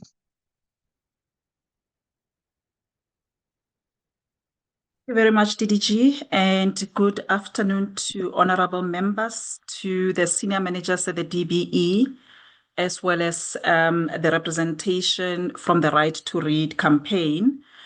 Honorable members, as has been responded to by the Right to Read campaign, we have had a meeting with them on the very same issues that they have raised. I think it was about 3 months ago. And I think we can still continue to engage with them on the presentation that they shared with us today. Now, in terms of some of the questions that have been asked, let me maybe start to respond to the one on, I think it was the one that was raised by Honorable Maimela, on when do children start learning to read. And I must indicate that children don't just start learning to read when they start formal schooling. So they start learning the foundations of reading long before they enter schooling. There's somebody whose mic is on, Mr. Modiba. Can you please mute? Okay, you can continue. Apologies for that. Okay, it's Miss Modiba. I'm not sure if the mic that was on was It's Miss Modiba. Then there was another mic that was on. Apologies. There was another mic that was on. Okay. It was mine. It was mine, Chair, Dr. Mthembu. I'm sorry, I didn't unmute. I'm sorry. Thank you. Okay, thank you very much. As I had indicated, children don't just start learning how to read when they start formal schooling. Research tells us that language development starts in infancy. So learners or children rather acquire, skills such as listening, speaking, singing that they bring with them into when they start with schooling. So all of these experiences, even if they are not reading formally, when they listen to instructions, when they are being read to, these are some of the early experiences that help to build their vocabulary. They help with some of the skills such as phonological awareness as well as comprehension. So in formal education, and we know that the schooling system in South Africa starts from grade R. So many children begin explicit reading instructions around the ages of 4. And this, in our particular context, that is when they start in grade R, as well as the entire foundation phase. Now, issues of the interventions, whether the reading interventions that we are implementing are tailor-made to address some of challenges such as poverty levels. Yes, some of the reading interventions, in fact, we call them literacy support programs that we have been implementing in various provinces, are actually responding to some of the poverty challenges that we see. And if I can just cite an example of a literacy program that we are implementing in Mpumalanga, we have noted that the materials that children can access outside of the classroom to improve their literacy levels are not equally distributed across our official languages, in particular the African languages. So, for example, we've got children who come from Siswati homes, from Isindebele speaking homes.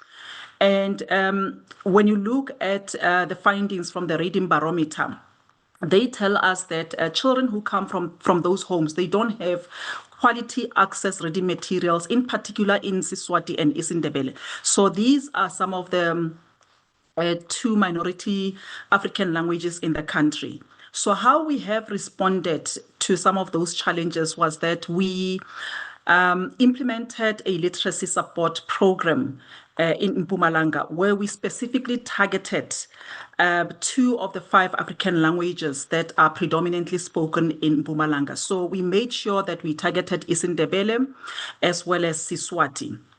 And our intervention was such that we provided schools, 555 of them, we provided them with graded readers for those languages. We also made sure that we provided them with classroom library boxes where children not only get an opportunity to interact with books in the classroom or at school level, they have an opportunity to be able to take a book home to read. And in addition to the provisioning of the reading materials that came with this project, we also employed early grade youth assistants to assist with literacy in the foundation phase in grades 1, 2, and 3 in those project schools. And we specifically targeted Isindebele and Siswati as well for the employment of the early grade youth assistants. Now, I also need to highlight that the early grade youth assistants are actually graduate teachers, unemployed graduate teachers, many of whom studied at the University of Mpumalanga. These are foundation phase teachers who majored in Isindebele and Siswati. So they were placed in certain schools to work with the learners, to work with the teachers, to help provide support on Isindebele and Siswati in terms of languages as well as mathematics. And perhaps I also need to bring in this point because that particular project is coming to an end. So one of the things that we are doing currently as we are working towards winding up the project is to conduct a monitoring and evaluation on the implementation of the project. And we have conducted interviews with teachers in the project schools as well as the early grade youth assistants. And what came through in the interviews from the early grade youth assistants was that because they had undergone training for this project, they indicated that at university level they were not adequately exposed to the reading methodologies, how to teach reading, in their initial teacher education. And I must say that we have, through this project, made sure that all the teachers who were part of this project, as well as school management teams, underwent training. Training was conducted, and the training focused, amongst other things, on how to teach reading, as well as how to assess the various reading and literacy components.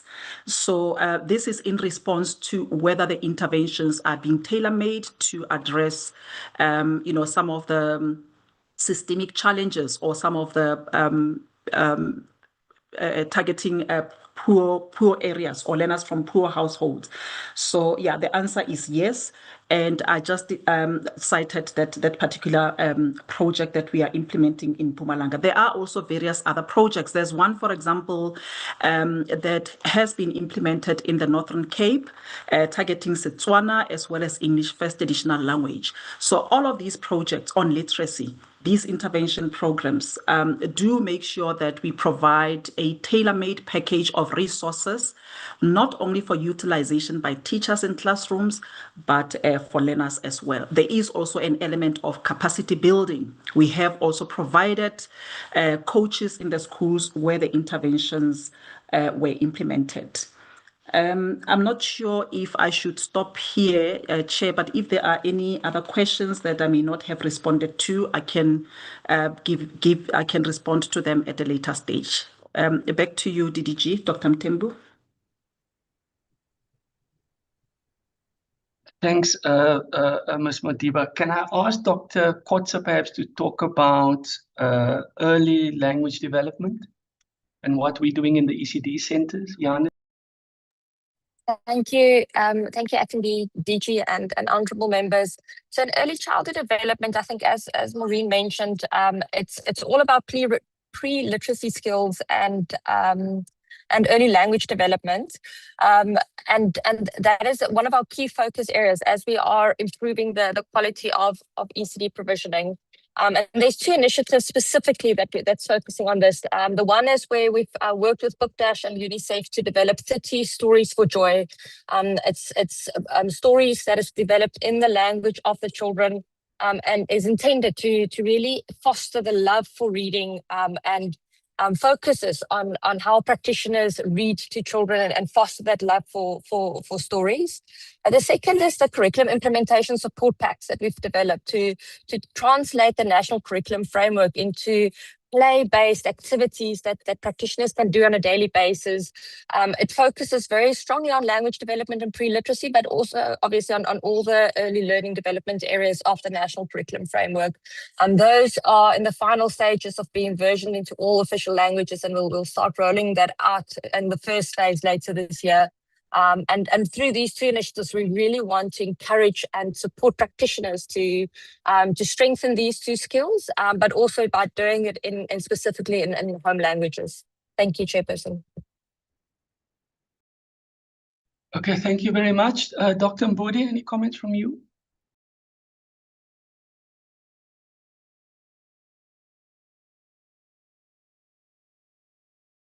Okay, Dr. Mbudi might not be with us. My apologies, Chair. Mr. Abutapi, if you could talk to the teacher development component.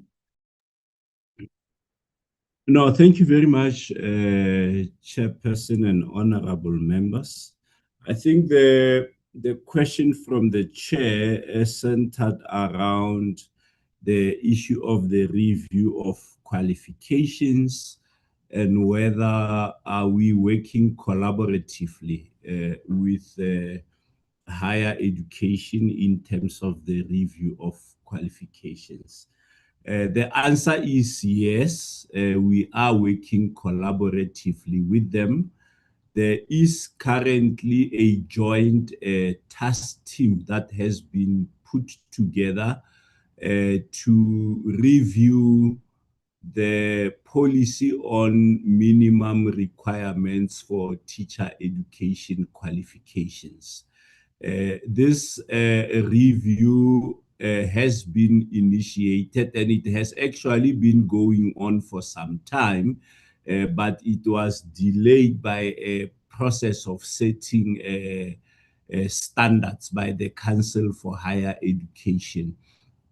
And now that the standard setting process has been concluded, the process of reviewing the minimum requirements for teacher education qualifications has been resumed.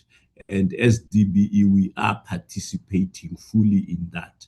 And this process is going to lead to the review of qualifications that are being offered for teacher training. And we will use this opportunity as DBE to strengthen some of the pedagogical issues that have been raised by Right to Read to ensure that all universities are compliant in terms of ensuring that their programs adhere to the norms and standards that will be reflected in the policy on minimum requirements for teacher education qualifications. So that's what I can report at the moment in terms of the collaboration. Thank you, Dr. Whittle. Thank you, Mr. Rabatapi. Maybe you could respond to the grade R matter as well. The importance of training grade R teachers properly, particularly with regards to being able to teach reading. Yes. The challenge at the moment with grade R is that we do have grade R practitioners who are currently unqualified. And so we have been working with higher education institutions to ensure that we upgrade the qualifications of these unqualified practitioners. The challenge that we have is that a lot of these practitioners do not even have the requisite entry requirements for being admitted into a university. The Bella Act requires that since now grade R is part of the formal schooling, it requires that even these practitioners who are now in grade R must be qualified as teachers. And we have over 7,000 who actually are currently unqualified. So we have conducted an audit to determine the qualification levels of these 7,000, and out of them we found that only about 2,120 were eligible to be enrolled for studying, and they themselves had expressed interest that they would be supported to study. And that's why, with the support of the ETDP-SETA, we worked with UNISA, and we also worked with University of Northwest to enroll some of these practitioners. Unfortunately, only under 1,000 of the original 2,120 were able to be enrolled in the two institutions. Some were enrolled for the higher education certificate, which is a bridging course. Upon completion, they would then be eligible to be enrolled for B.Ed foundation phase. But others, because of not being able to meet requirements, even for the higher education certificate, then we have had to resuscitate the diploma in grade R so that they can have some form of qualification in this regard.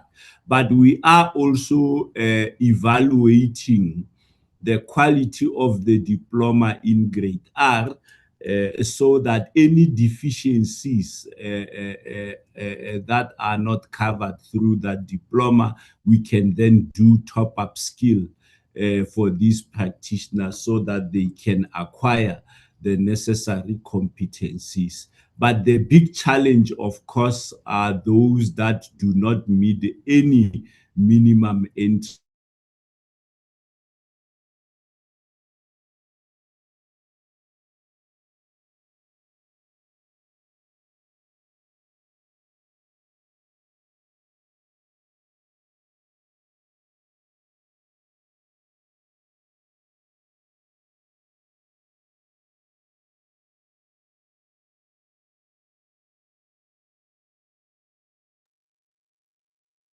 Colleagues, is it just me who's lost sound?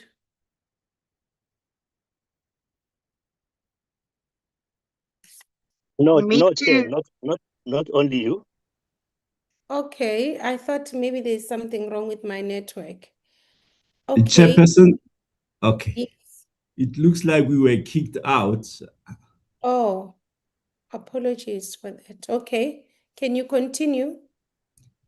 Yeah, I'm not sure where the members lost me, but I was just providing an explanation about those practitioners who do not have the required minimum entry requirements that because they are on contract and they are not studying, as a sector, we would have no option but not to renew their contracts, because it would be illegal by law to actually do that when they don't have the requisite entry requirements. But those that we have been able to enroll will continue to support them until they reach the necessary entry requirement. So that's where we are at the moment in relation to supporting the Grade R practitioners, Chairperson. Thank you very much. Thank you very much, Mr. Rabutap, and apologies, Chair. It looks like all of us in the DBE got kicked out of the meeting. Chair, let me just conclude this part of our responses by saying that we certainly value the campaign, Right to Read, and that we look forward, as you have suggested, to continued engagement with them. And on our end, I think Dr. Mthembu and Ms. Gaya will be the two contact people, and they will reach out to the campaign soon. Chair, if that is okay with you, then we can turn now to respond to some of the other questions that got raised. Yes, let's respond to the questions. Thank you. Thank you very much, Chairperson. Mr. Kuno, can I ask you to deal with all the financial matters then?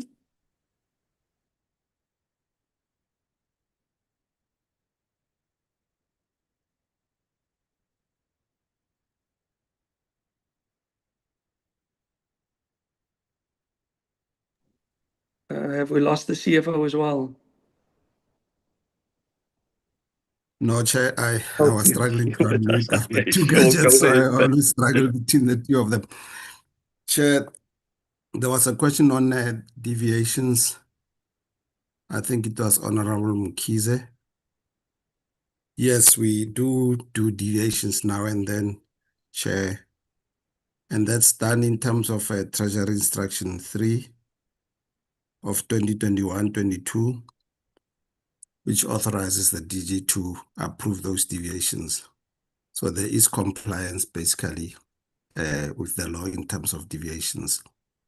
And examples of deviations, Chair, without wasting much time, would be where I think the three examples that I can give, one would be where we would appoint Blind South Africa, for example, to print question papers on Braille, together with Pioneer Printers, because they would be a sole provider in a way.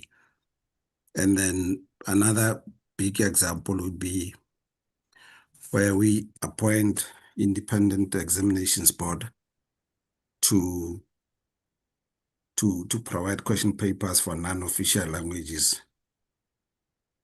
So those are the two, because the third one, of course, it's still Pioneer Printers, but it's on Braille as well. So I'm just giving the top three. Others would be where maybe, for example, we appoint Government Printing Works to print government gazettes, because they are the only ones who can do that, or to print exam papers. But we do comply, Chair. With regards to UIF, unauthorized, irregular, and fruitless and wasteful expenditure, and that's also the question by Honorable Mkhize. We haven't had an unauthorized expenditure, Chair, for more than 10 years now. The last time we had an unauthorized expenditure was, I think, in 2014-15. And that has since been approved by Parliament without funding. And the only reason why we have not taken it off our books is because we're waiting for Treasury to pass the necessary bill that would allow us to take it off our books. With regards to regular expenditure, we have improved over the years in the sense that in the last financial year, our irregular expenditure reduced from 188 million to 68 million. And the irregular expenditure, Chair, emanates from irregular appointments of contractors by implementing agents. Whereas we do acknowledge that the funding sits with us, but the irregular expenditure happens at implementing agents, and that has reduced over the years. And when we say irregular appointments, it would be where maybe instead of them advertising a tender for 21 days, they would advertise for 14 days. Instead of them appointing or advertising in a government gazette, I mean in a treasury document, they would only advertise maybe in the newspapers. In some cases, you find that they would appoint not necessarily the company that was number one, and that would result in irregular expenditure. The question is, what are we doing about that? What we do, Chair, is that we force implementing agents to take consequence management, which they do. Some of them do. We're still in progress of that. But we first, Chair, do investigations of that irregular expenditure, because before it's authorized or before it's approved, you must do investigations. And we have an internal investigations team led by Ms. Mola, who's the head of internal audit. Fruitless and wasteful expenditure as well has reduced. We had 64 million last year, and this year we had 4 million.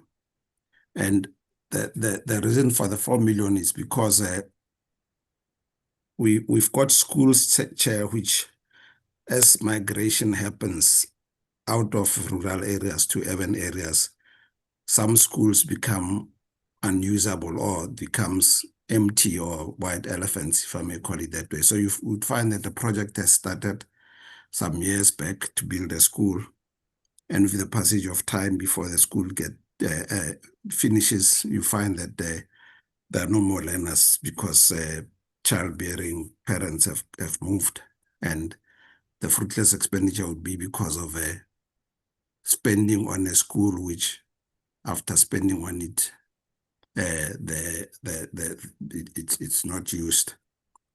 Let me also go back, Chair, to the irregular expenditure to say, when we say there's 68 million of irregular expenditure, it doesn't necessarily mean that the irregular expenditure by implementing agents was incurred in the year under review or in the current year. It's because that expenditure, when the appointment of contractors happened, maybe 3, 4, 5 years back, that appointment was flagged as irregular. So meaning, if you've got a 3-year, 4-year project, as and when you pay, because you've got a contract, then the school is being built, as and when you continue paying, that expenditure is irregular expenditure. So it doesn't mean that you take action this year and next year they go back and then they do the same thing. It's because if a contract is flagged as irregular, if it's it's a multi-year contract, as most of the schools construction projects are multi-year, that's the expenditure that results from that is irregular. And then strategies to deal with audit findings. We do have an audit action plan, Chair, that we update on a regular basis. But the main issues in that audit action plan are the issues of irregular expenditure which I've spoken to, Chair. I'll stop there, Chair. Thank you. Thank you very much, CFO. Mr. Padiachi?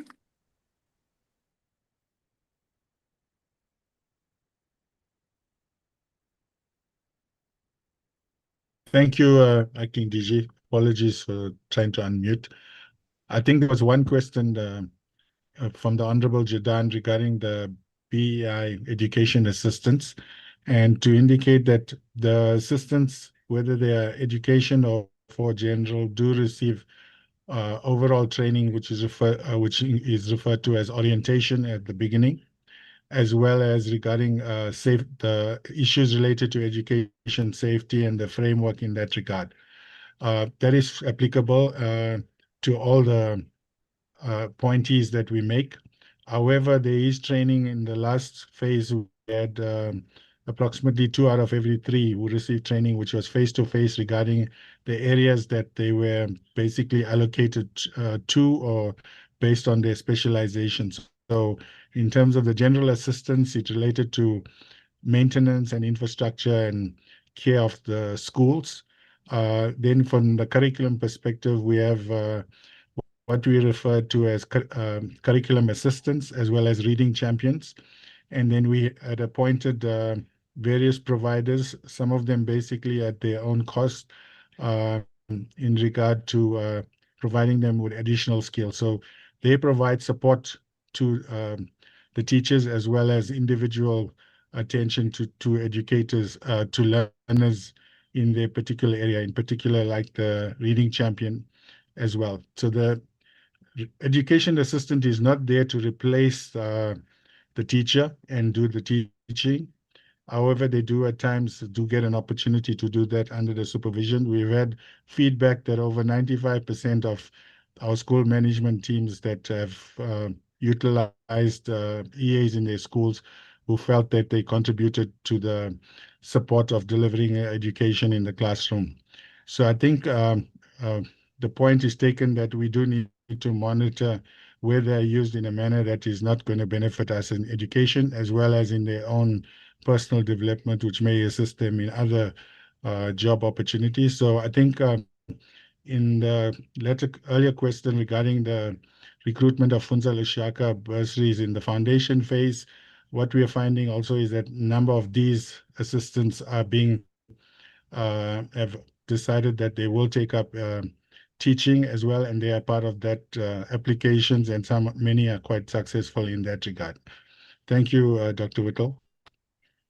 Thank you very much, Mr. Pareachi. Mr. Mafoko?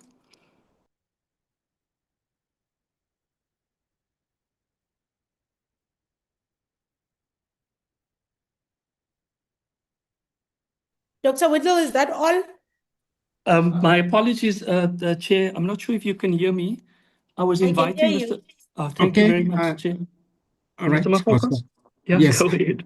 Okay, thank you, Chair. And thank you, Acting DG, and good afternoon to honorable members. We had only one question from Honorable Mkhize, and that related to the performance on sanitation.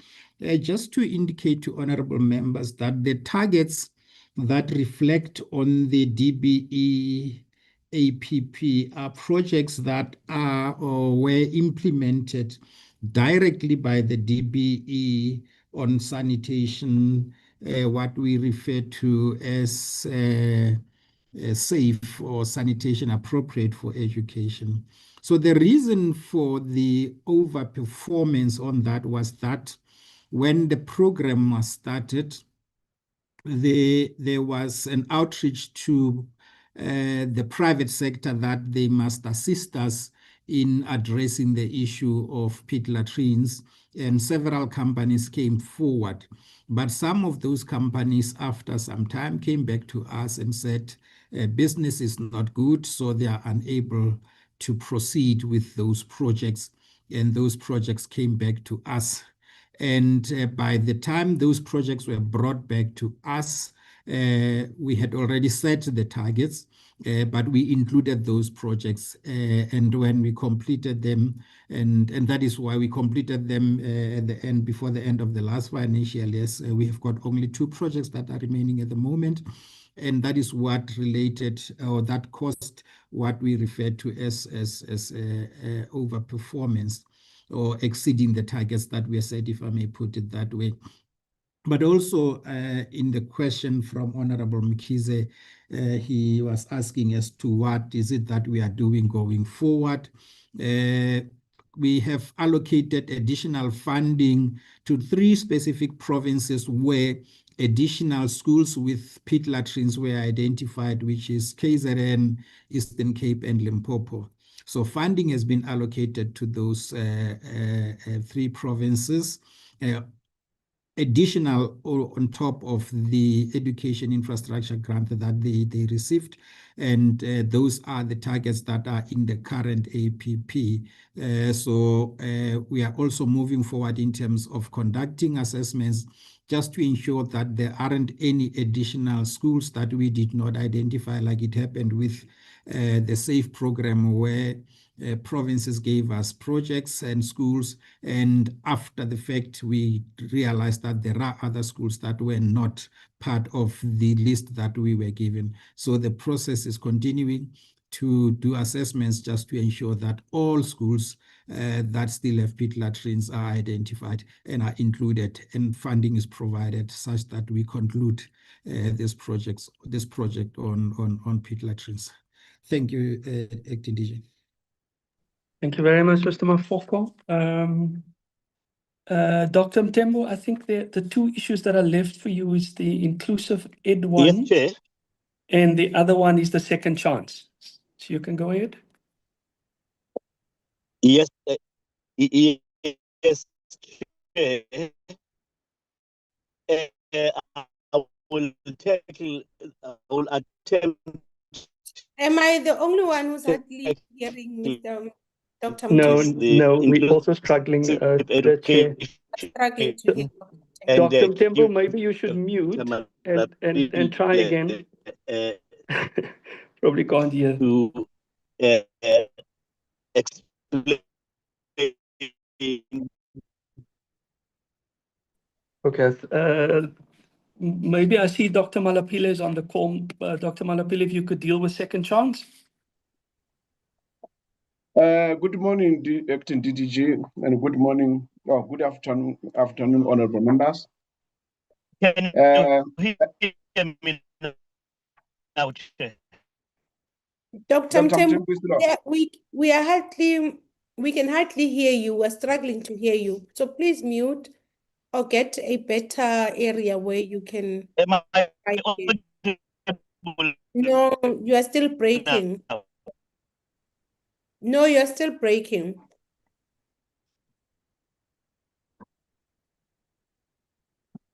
So please mute. I think there is a colleague of yours who was trying to respond to one of the questions that you were supposed to respond to. Yeah, Honorable Maimela Malapile, I'm a director managing Second Chance in the department. I think the question, as Dr. Mtembo briefed me, was to explain why there was a lower than expected learners attended the final exams on the Second Chance Matric program. So I need to explain that the Second Chance program is not measured in terms of percentage performance. It is measured in terms of learner performance. What does that mean? That means that at the end of the year, when the minister announces the results of Matric, the overall national percentage is the one that is announced. But in the Second Chance, we measure learners on individual learner performance, which means that we count a learner as a person who has performed. The target was 100,000, and then there is biannual target, which is 50,000 per exam. We've got May, June exam, and October exams. So the one for October, the response was that lower than expected learners attended the final exam. What it means is that if a learner passes maths, we count that learner as one. If another learner passes maths and physical science, we count that learner as one. If another learner passes 3 or 4 subjects, we count that learner as one. If the learner does not pass any subject, we don't count that learner. So the number is not a percentage, past percentage, is the learner performance of the individuals. So for this particular phase, which is phase 4 of the last financial year, we less achieved by 6 number of learners. So I hope I've clarified this, acting DG. DG, thank you so much. Ntate Malapile. Ntate Malapile. Yes, Honorable Chair. When you were making presentation in it, and Chair, I'm back. I don't your know if I'm target. audible. Yeah, I think that Malapile, you okay, I'll give you a chance. You did not respond to our question. Understand how this Apologies, Chairperson. We are also losing you, Chairperson. You are not audible. You are breaking, Chairperson.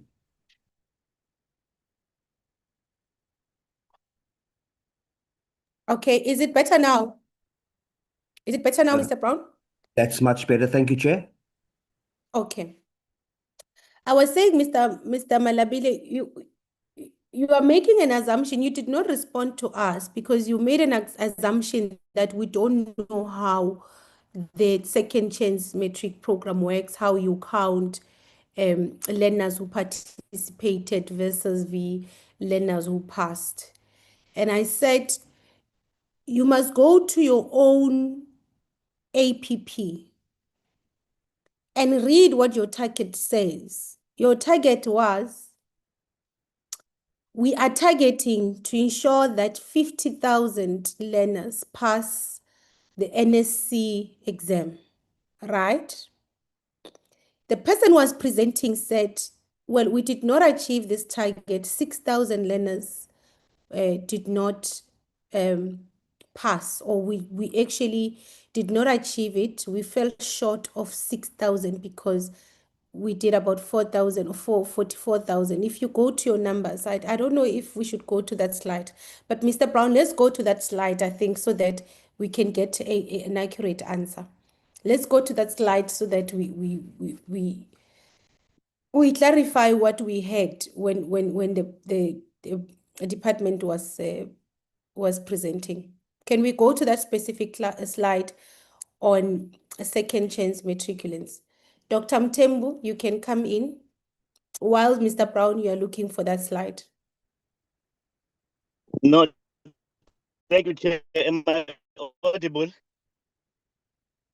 Yes, you Am I are. audible, Chair?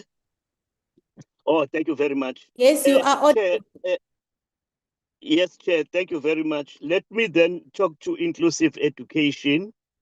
The question was, is DPE, what are we doing to encourage parents to register disabled learners in ordinary schools, those learners who have a moderate disability?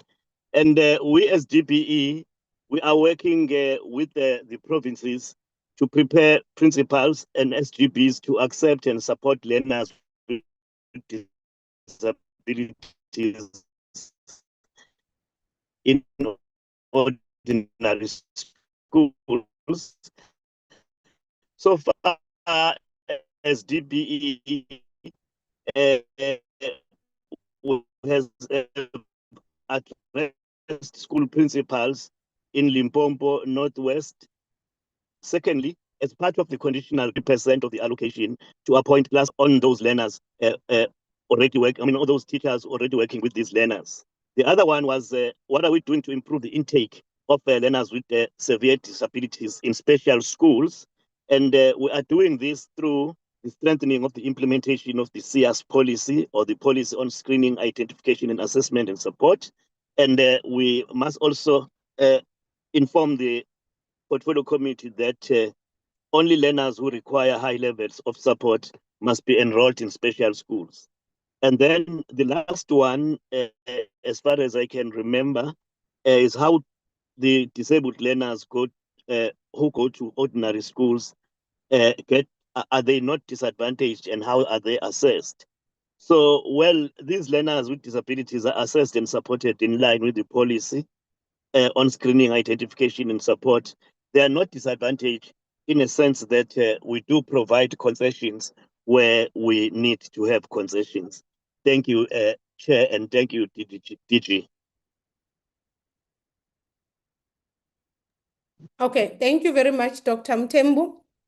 Now, this is our slide that we were speaking about. Earlier on, when they were making a presentation, they said they had a deviation of 6,000. I see the deviation is 6, not 6,000. And I think that's what created this confusion, and they created this because the presenter actually said 6,000 learners did not apply or did not register or withdrew. Now, the second question I had was, if you look at your performance indicator, it says the number of learners obtaining subject passes towards NSC exam, NSC certificate. It does not speak about enrollment.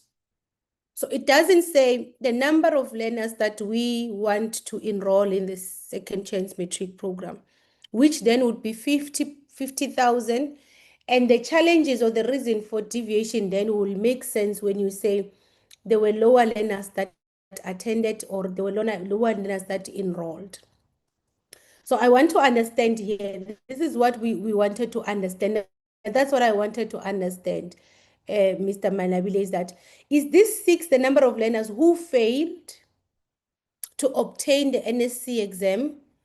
Or is this 6 learners who did not attend or did not enroll for the second chance matric program? May I reply, Honorable Chair? Yes. Yeah, thank you, Chair. I think thanks for the clarity. I think I must first state that your understanding of what we are supposed to do here is very clear. So that is the first point. The second point is that the number of learners that could not achieve, which is deviation in this case, is 6.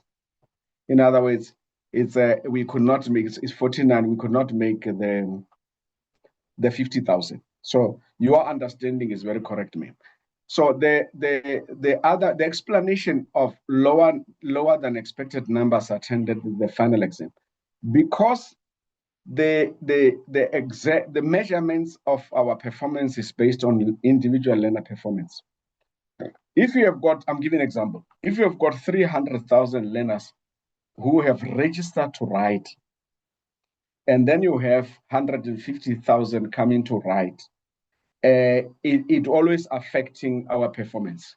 And we must admit to you, honorable members, that remains a challenge in this program, that you have a high number of people who are able to register, but when the exam comes, you don't have the requisite number. And that, I think that point is trying to explain that, because we are measured on the number, individual learners. So that is why we stated that. But yes, the number is 6 that we could not achieve in this particular quarter. Thank you so much. Okay, I think that gives a bit of clarity. But I think it should be said that your program indicator then has to really speak to the outcome, or because if you speak about 50,000, making sure that 50,000 learners passes or obtains the NSC examination certificate, the assumption from us is that those 50,000 learners are enrolled.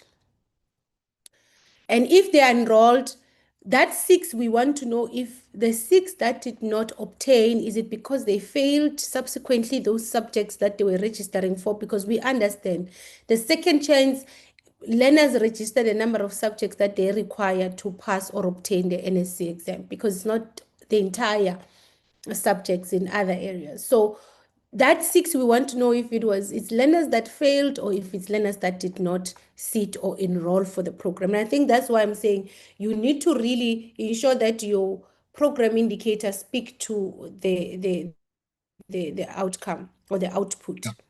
That said, okay, Dr. Whittle, was that the last? Was it the last? But Mr.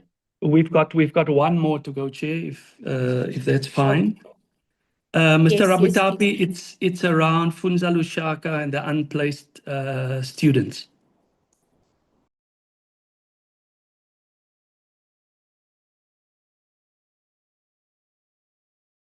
Mr. Rabutapi?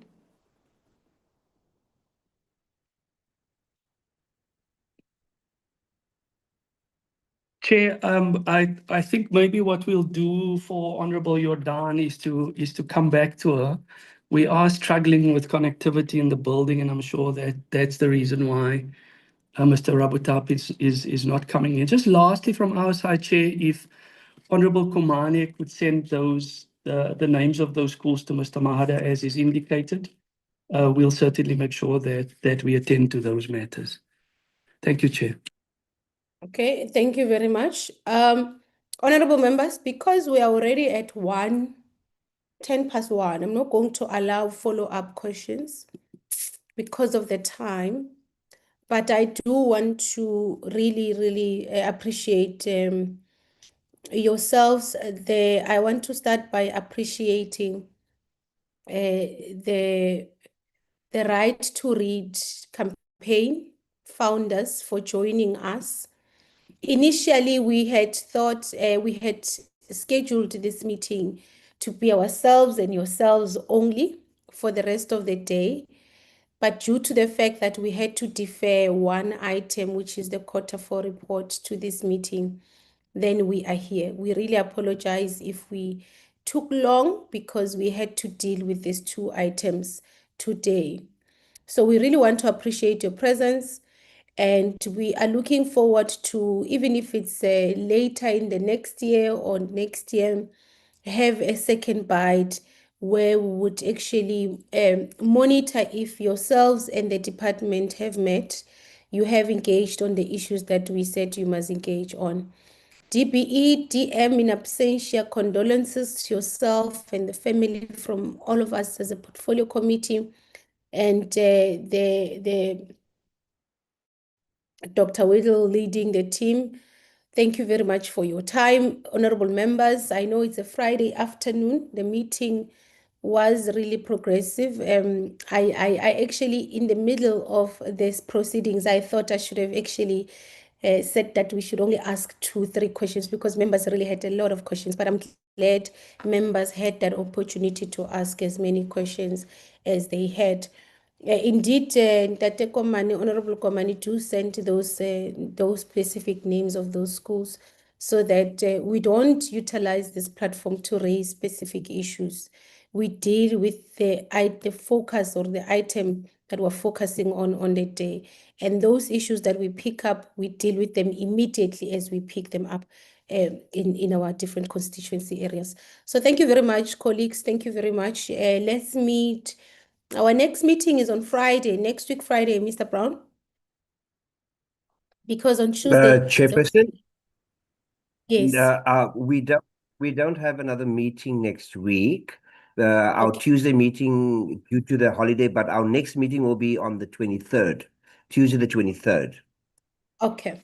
I think we should consider a physical meeting. It's been long since we've seen each other, but we'll communicate, honorable members. But thank you very much for your time and for your participation. And to everyone, every stakeholder that has attended, we really appreciate the time you've taken to join us as a portfolio committee. Your work does empower us, and it also it plays a critical role in contributing to improving the sector as a whole. So thank you very much to everyone, and the meeting is adjourned.